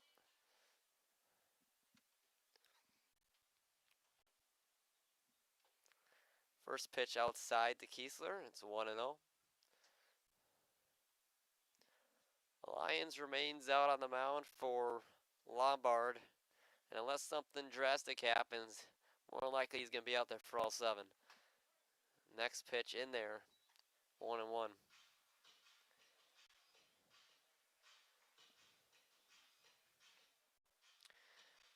After that, great game 1. Kiesler's guys averaged up to 348. Swing and a miss by Kiesler, 1 and 2. He goes up over 350 until that strikeout in the second. I know you can you figure out how many pitches Lyons has thrown? I know you had that up before for Brad. So he still looks pretty fresh out there. 2 and 2 now. He hasn't seen a whole ton of traffic on the base pass, but that's a lot lower than the number I was expecting to see. The 2-2 to Kiesler. Just missed on that outside corner. Runs the count full. Kiesler looking to just provide some sort of base running for Sheboygan. Only 4 base runners so far. 1 hit by a pitch, 1 on a walk, and the other 2 hits. That one hit in the air by Kiesler, but the right fielder Holmes is under it and catches it for the first out. That was one of the few times we've gotten that deep into the count. Yeah. Usually been getting us out. And you see that by just looking at that pitch count from Lions. How few and far between that's been. Brings up Cal Casper, the catcher. Cal hit the ball very hard his first time up.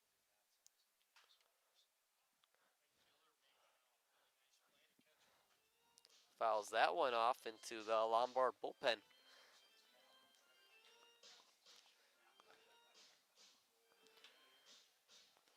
One out after the Kiesler fly out to right. In the bottom of the 5th inning, it's 5-0 Lombard. It's 1-1 on Cal Casper. I know we mentioned it earlier. You know, we play these guys again tomorrow, starting at 1 o'clock. We'll have Jared Recklitis pitching game 1 and Jason Bunton pitching game 2. Another 2 stars in this A's pitching lineup. See if they can have more success than the 2 aces that pitched today. 2-1 on Cal Casper. Pitch is in the air. Drifting in the foul territory is the first baseman. He makes the catch for the second out. Trainer. It brings up the top of the order. It will not be Ames. It will indeed be Ryan Lesnick.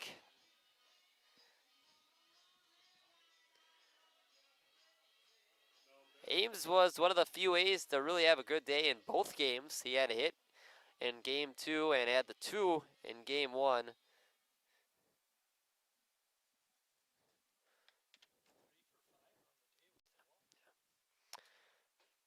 Keeps that hot bat going. Lesnick takes strike 1.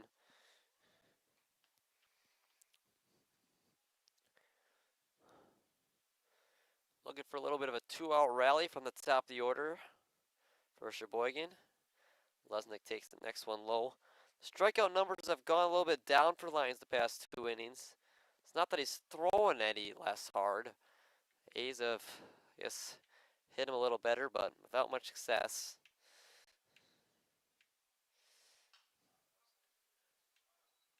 One and two.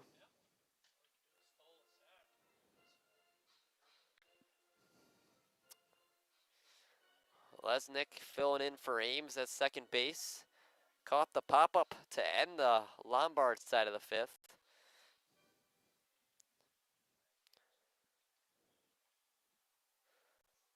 Pitch is hit on the ground, right to the first baseman Trainer, and he'll step on the bag to end the A's 5th, and it's still 5-0 Lombard as we head to the top of the 6th inning.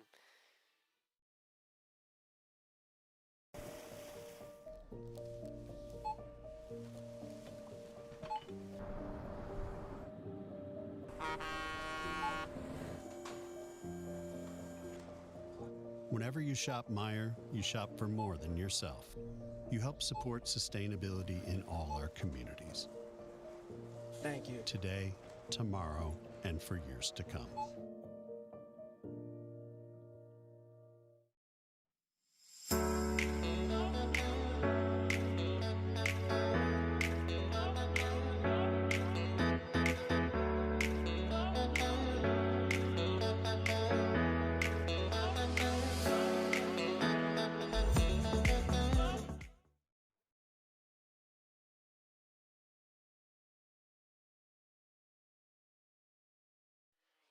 Top of the 6th inning here for Lombard at Wildwood Park. Brad Reinflesch remains on the mound to no one's surprise. Can save some arms at least for tomorrow as the A's play Lombard 2 more times in a doubleheader to round out the season series between the two. And Reinflesch will face the top of the order, 1, 2, and 3, Potter, Flake, and Spadafora.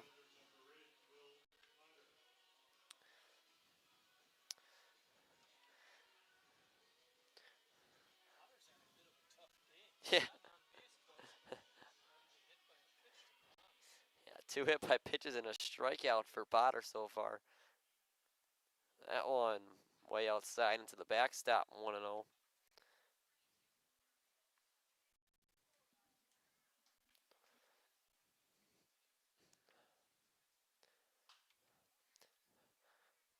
One hit out of play, 1-1. I think it really was that second inning for Lombard that really helped them pull away in this one.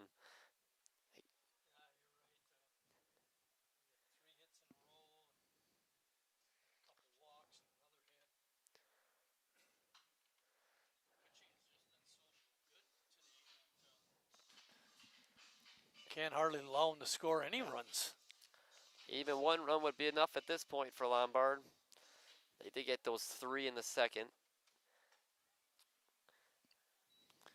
But we had mentioned they scored that run in the first without the benefit of a hit. And then they scored 3 in the second with the help of 4 singles. then they got that other run in the 5th with an extra base hit from Collazo. Right, and they had 3 more hits in that inning. Doing it in every way you can, Lombard is. 2-2 count on the leadoff hitter Potter. Sheboygan only has 2 hits in the game off of Lions. Yeah, he's looked really good out there. And he hasn't walked the same amount nearly as he walked in first time he came here. In the 4 innings he went in that game back in early June, he only gave up 2 hits in 4 innings. So he's been much better this game. And he had 5 walks to just the 1 this time. 2-2 count now on Potter, one of Lombard's best hitters. Hits that one in the right center field. Make it right field as the catch is made by Kiesler.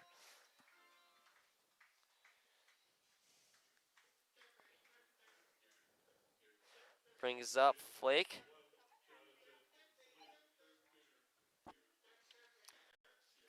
Flake is 1 for 3. This one of the that hit coming in the 3-run second inning.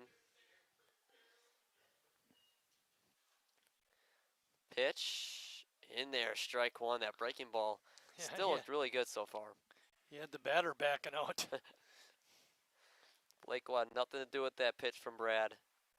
That one nearly hit him. He evens the count at 1-1. How do you think the A's can get at Lombard tomorrow? I think it's important to shut them down in the first couple innings and see if we can't get a run. Try to get some of that momentum back. You know, in the first 2 games today, they got their leadoff man on and he wound up scoring. In Schmidt's game 1, he scored 4 in the first.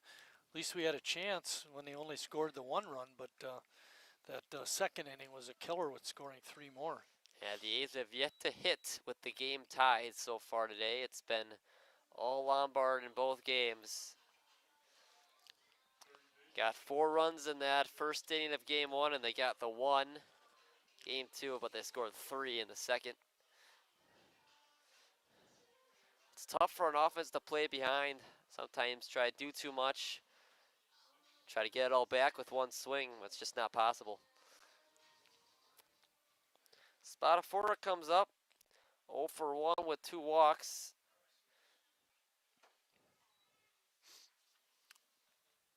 Takes strike 1. Reinflesch picks off at first base, not in time. 0-1, 1 out, top of the 6th inning. Next one is high, evens it at 1-1.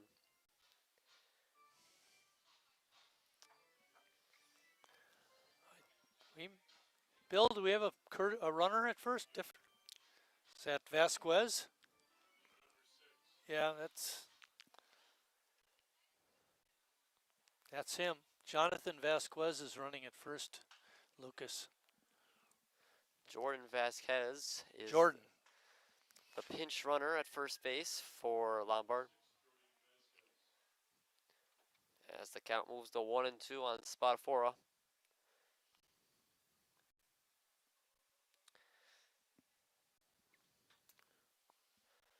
Ryan Flesh looks in for the 1-2 pitch. Hit foul. Stays at 1-2. Vasquez played shortstop in the first game. Had a couple of hits. Had that RBI double in the first when Lombard scored 4 runs. 1-2 again to Spadafora. Hits it foul again, and he's really worked the count in all 4 of his at-bats so far. Brad's got the best of him the last time he was up with strikeout looking to end that 4th inning. Walked his first 2 times up. That one's high. 2-2. Pesky hitter. They all seem to be pesky hitters. That's true. 9 hits today for Lombard, 5 runs. Compared to the 2 hits on no runs for Sheboygan, as Spadafora hits that one in the gap in right center field, and that's down. And he'll be in safely at second, and staying at third is the pinch runner Vasquez, and it's second and third for Lombard, and guess what? They're threatening. They've done that a lot today. And Colazo's up. And you had mentioned he had 2 RBIs without the benefit of a hit, and then he got a double, scored a run. 1 for 1. This the end of the line for Brad, or just kind of a... Well, he's got 120 pitches. I know he doesn't want to go out.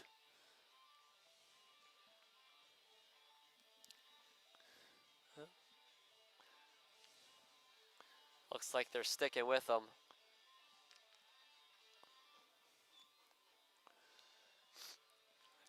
He may have been talking about what they want to do in this situation. It looks like they're going to play the infield in. Yeah, prevent any further damage. It's already a big enough hole. Don't want it to get any larger. I don't think Lombard really would be playing the contact play, but they do have a pinch runner in there for a reason, I would assume. First pitch in there for a strike on Thought it was Colazo. a good move by Vukovic to hold Vasquez at third instead of trying to send him, especially with Colazo coming up. 1-1 on Colazo. 1 down in the top of the 6th inning. Runners on second and third. Vasquez at third and Spadafora at second. Just hit that double in the gap. It's 2-1 now on the cleanup hitter, Colazo.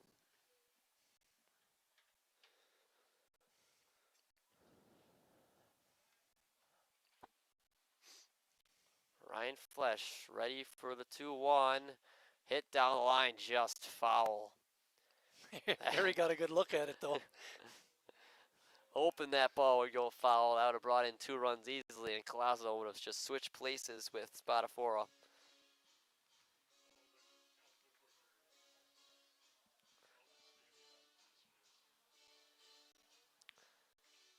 Two and 2 now. Brad looking to retire Colazo. That one is high, and it's full on the cleanup hitter.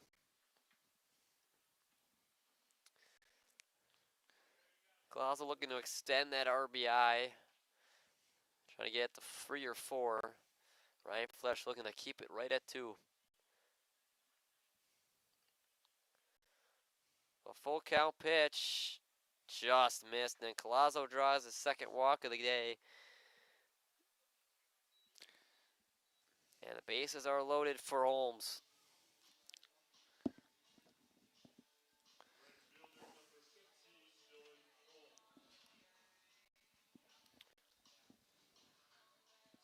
Just been that kind of day. Yeah, that kind of day is right.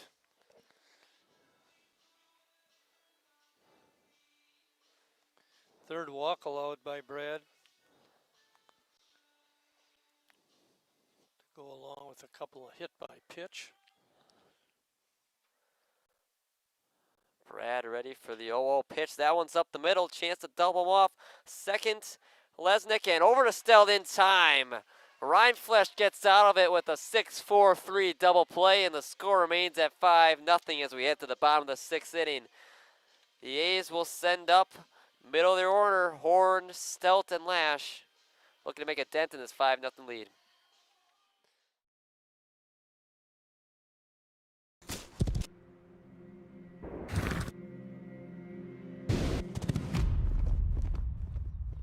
Let me tell you a story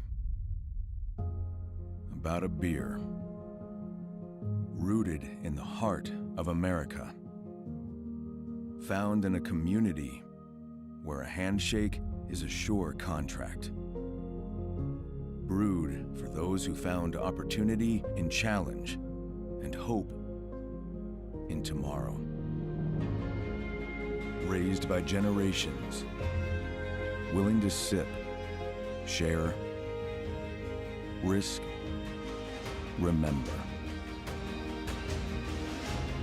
This is a story bigger than beer. This is the story of the American spirit.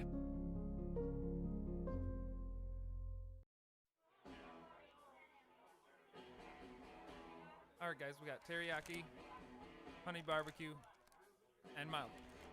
Enjoy.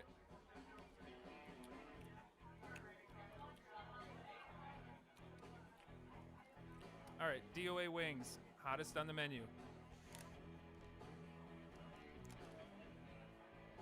You got a problem?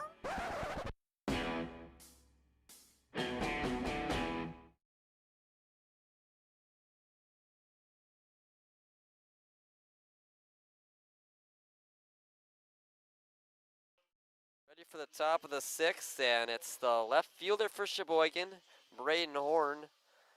Has not seen Lions well so far today. Looking to change that at bat number 3.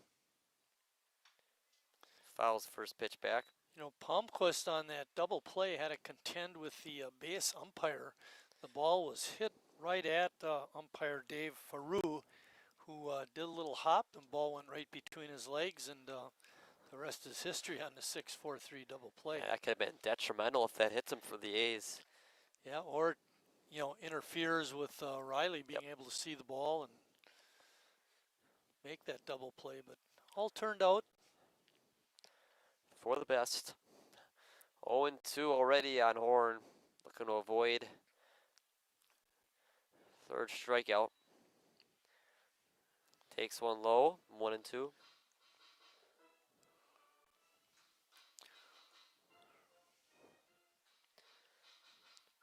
Horn, Stelton, Lash, the 3 due up. Lash the only one with the hit. As Horn swings and misses, Lions gets another. his 8th. Yep. It's kind of impressive on how few pitches he's done that on.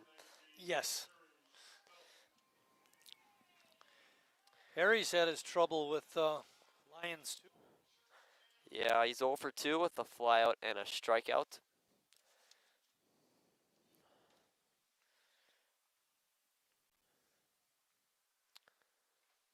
Pitch is low and in the dirt, and it's 1-0.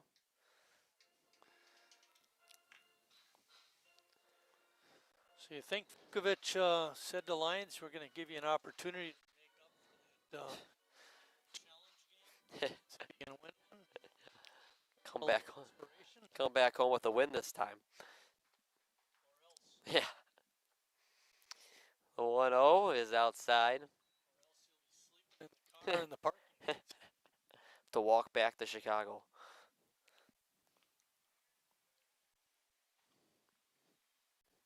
Two and 0 on Stelt. Stelt hits one up the middle and through for a base hit. Hit number 3 for the A's. And a much needed one. I think I was going to say about Lions is what we saw in game 1. I should say game 1. The first time he came here was the walk problems, control problems. It just hasn't been there in game 2. That's very much the case. He walked the batter and hit a batter, but other than that, he's been right around the plate. Very, very tough. It's what's allowed him to stay in the game, unlike the challenge. Lash takes the first pitch for a strike. He does have a hit. All 3 of the A's hits have been right up the middle. Think about the dynamics between Lyons and his coach in that challenge game. He didn't have the confidence in them, and they were down, and you can't let your team get down anymore, so he made the change. Today, I got a feeling he's got a lot of confidence in the pitcher. Yeah, it's showing, that's for sure. As Lash strikes out.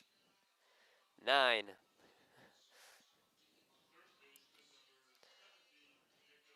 Brings up Jacob Neese. He's got a walk and a fly out. A's looking to change that goose egg on the scoreboard. As Neese hits one to center field, but playable. And caught for the 3rd out. And we'll head to the 7th. Lombard still remains up 5-0. Estimated hold time is now less than 96 minutes.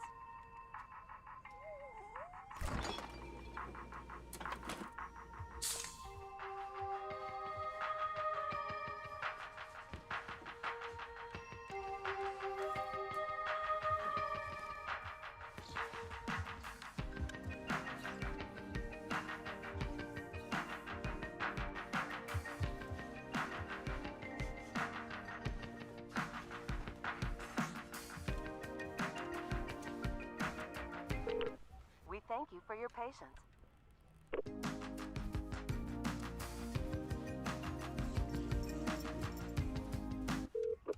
Sorry, are you still there? Yes. Okay, please hold.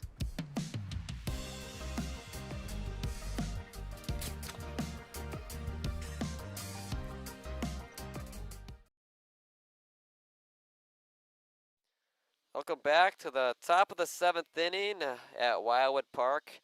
5-0 Lombard. New pitcher on the mound for Sheboygan, David Vanek, making his 2nd appearance as a member of the A's. First one didn't really go to plan for him. Gave up 2 runs. Gave up 4 runs, but 3 of them were earned, and he only recorded 1 out. Looking to change things here. I didn't talk about the ERA. I'm just saying the first one didn't go to plan.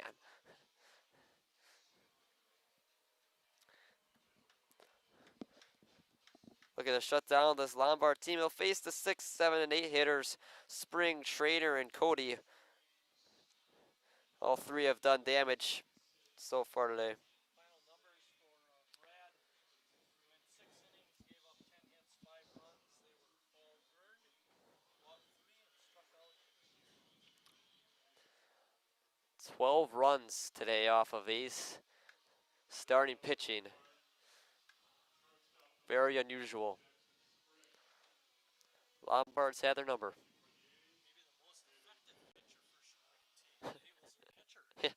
Ty Whitek pitched a scoreless inning to end game 1. First pitch from Vanek is inside, 1-0. The left-hander.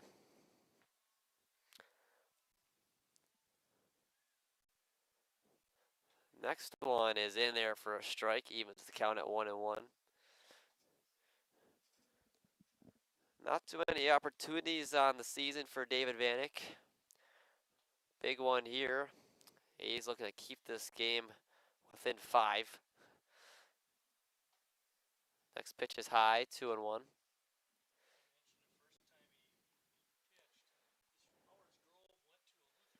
Yep.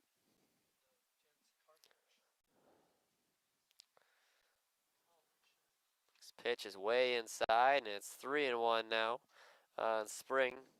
Spring has got the base hit, but he struck out his last 2 times up. Base hit was an infield hit to Riley Palmquist.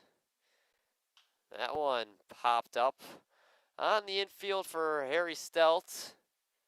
Makes the catch for the first out.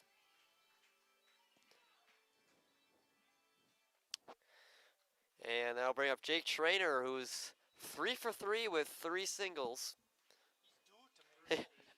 He's got to get out this time.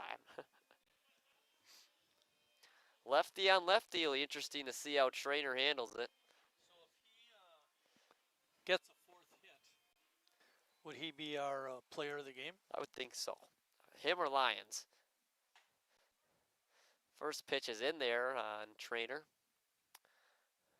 He's at a disadvantage this time around as David pitches from the left side and he hits from the left side. Next one is outside. 1-1.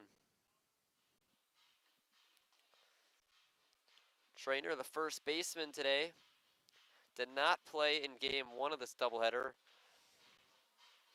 but has made an impression on game 2. Amazing how well Lombard is playing today in the absence of Hambo Nicolotis. One of the fun names to say that we see across the state league. Also, they're missing Charlie Parcell, their rookie of the year from last year, and Wyatt Warrow, who attended NIU in the fall. Doesn't even crack a smile. Out loud. Next one's outside, 3-1. Bill, don't be so bummed. We got a chance tomorrow.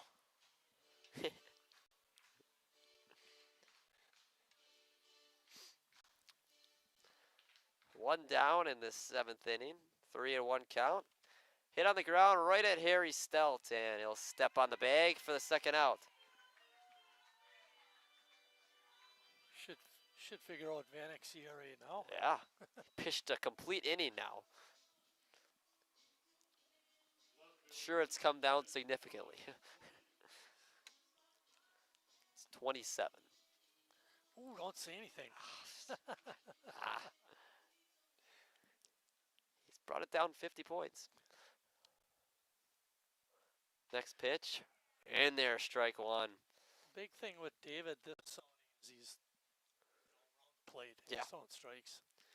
That first time out, it was pretty disastrous. Yeah, it didn't start off well. He hit his first batter. That one popped up into the shallow center field, and it'll get in between everyone and in for a base hit. For Cody. Bring up the 9-hole hitter.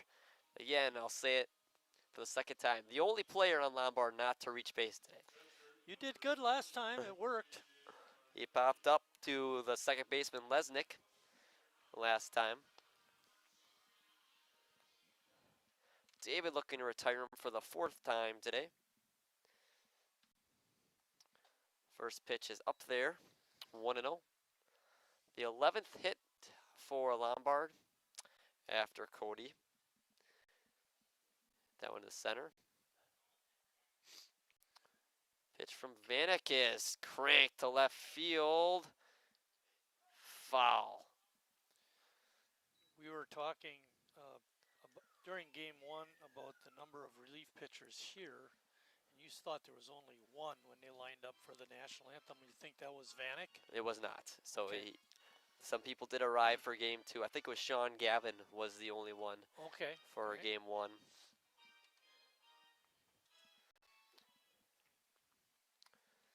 One and one now on the 9-hole hitter. Fouls that one off. How are we going to say it this time? Marchetti. I think Bill went with Marchetti, so that's what we'll go with. Marchetti.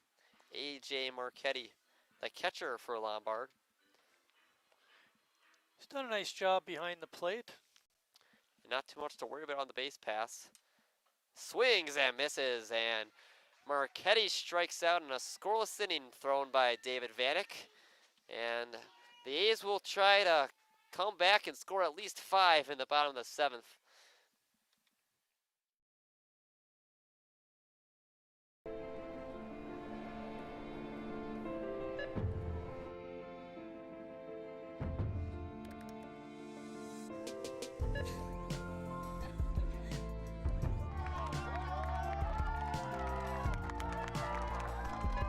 Whenever you shop Meijer, you help support programs like Boys and Girls Clubs and Girls Who Code that show kids they can dream anything and do even more.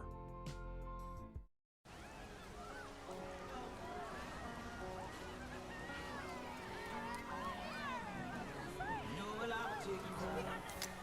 Cold beer on a Friday night. A pair of jeans that fit just right. And the radio.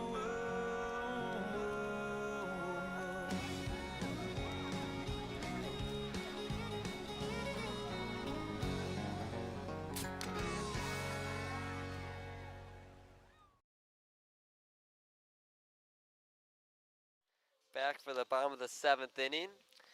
And guess what? Kendall Lyons is still on the mound looking for the complete game shutout if the A's go down scoreless in the 7th. And he'll face Hanselman, Palmquist, and Kiesler. No, he won't. Looks like Sims will lead off the inning, followed by Hudson Wagner. Tim Moyer going to his bench, down 5 in the 7th inning. Jason Sims will take the place of Chase Hanselman.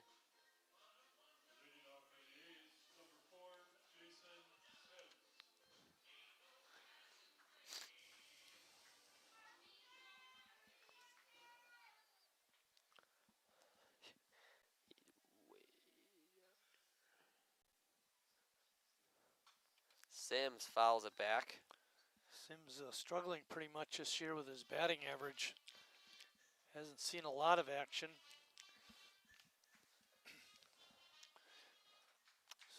Nice of Tim Moyer to give him an opportunity. Tough pitcher to try to Yeah, get right on. Are you really doing me a favor? Lyon's not been a guy who's building much of the A's confidence so far. 1-1 now on Sims. That one's in there, strike 2.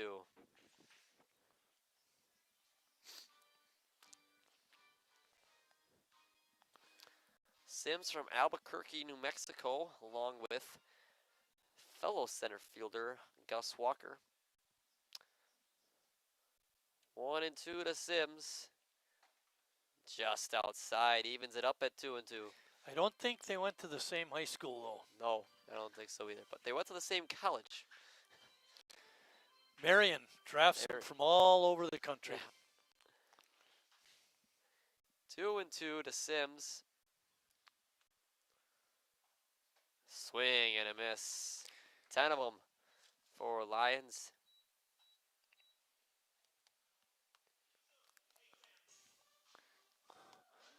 One more and he'll equal that first appearance against the A's.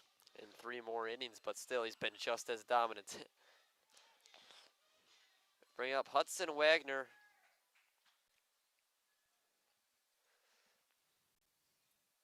Wagner takes the first pitch in the dirt, and it's 1-0.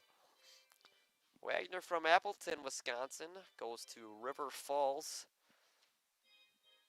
He's got 5 walks on the year. He's the kind of guy that'll do anything to help the team. Yeah, we've seen him a lot at third base late in games recently. He caught one game too, I believe. Catcher, yep. Utility guy for Sheboygan. Also, if you look at during batting practice and things, he's out out there helping with the equipment and Type of guy you need on your team. exactly. Fouls that one left side. Moves the count to 1-2.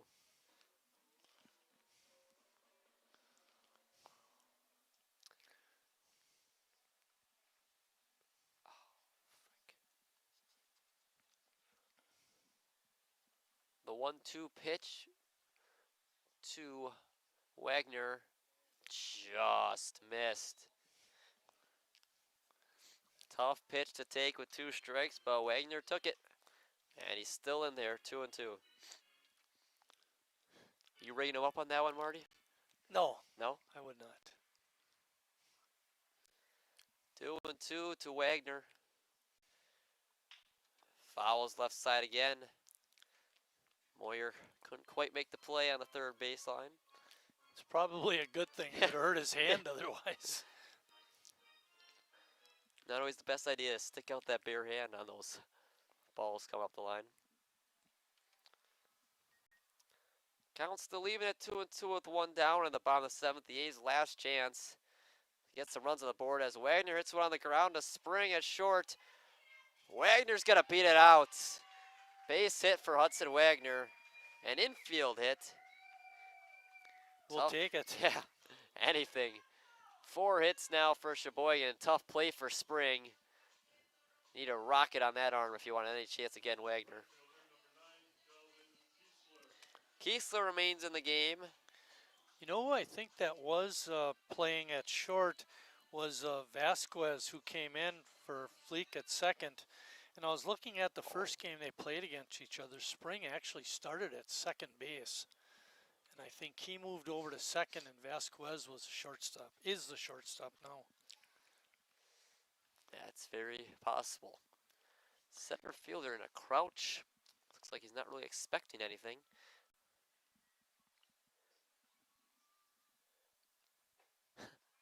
Stays on it throughout the pitch. I think he's mad at his pitcher. Not throwing enough strikes. Let him hit the ball. Or he just knows Lions.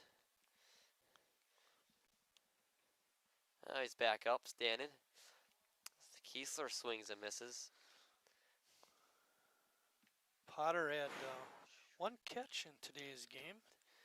It was last inning. It was the 3rd out. Nice flew out to him. So, quiet day for the center fielder. One benefits team winning. As Kiesler takes strike 2 and 2-0 to 2-2 on Calvin Kiesler. Lions has not lost command for very long throughout any part of his outing today.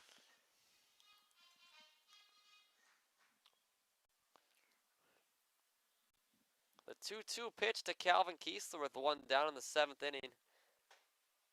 That one is high and it runs full. Did I mention that Kiesler only Yeah. Really impressive outing from Kendall Lyons today. Still with the strikeout numbers, but really limiting the walks. Kiesler, check swing, stays alive. Still full. Kiesler's 0 for 2 today.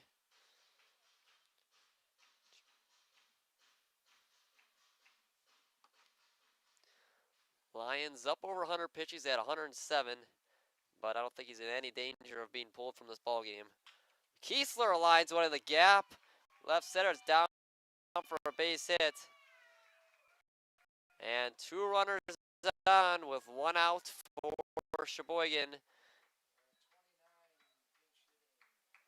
Ty Witek pitched last game, pinch hits this game for Cal Casper. Move to the bench has got a paying off for Tim Moyer so far in the 7th inning. 2 runners on, 1 out for Ty Witek.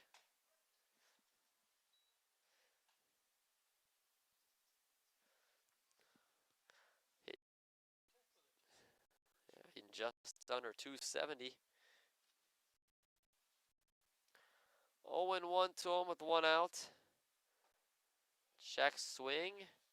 Holds up and counts even at 1-1. A's looking to make a late rally, down 5 runs. They got 2 men on though. It's the best threat they've had in a long while.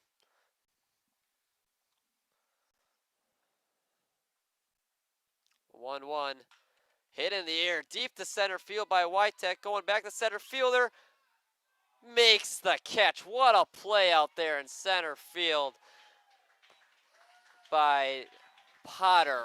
Wow. Whitek crushed that ball, and Potter, who was crouching in center, not expecting anything, a couple batters go, makes an amazing running catch to retire Whitek.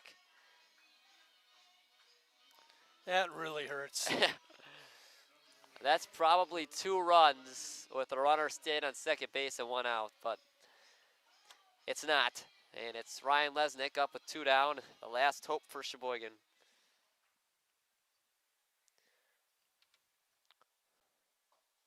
First pitch is low, 1-0 to Lesnick.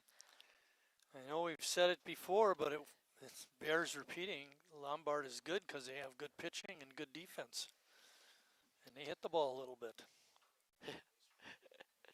Good everything. Lesnick fouls it back. That team averaged just under 300 so far for Lombard, in addition to that pitching and defense that they have. Makes them a tough team to beat. 1-1 on Lesnick, 2 outs.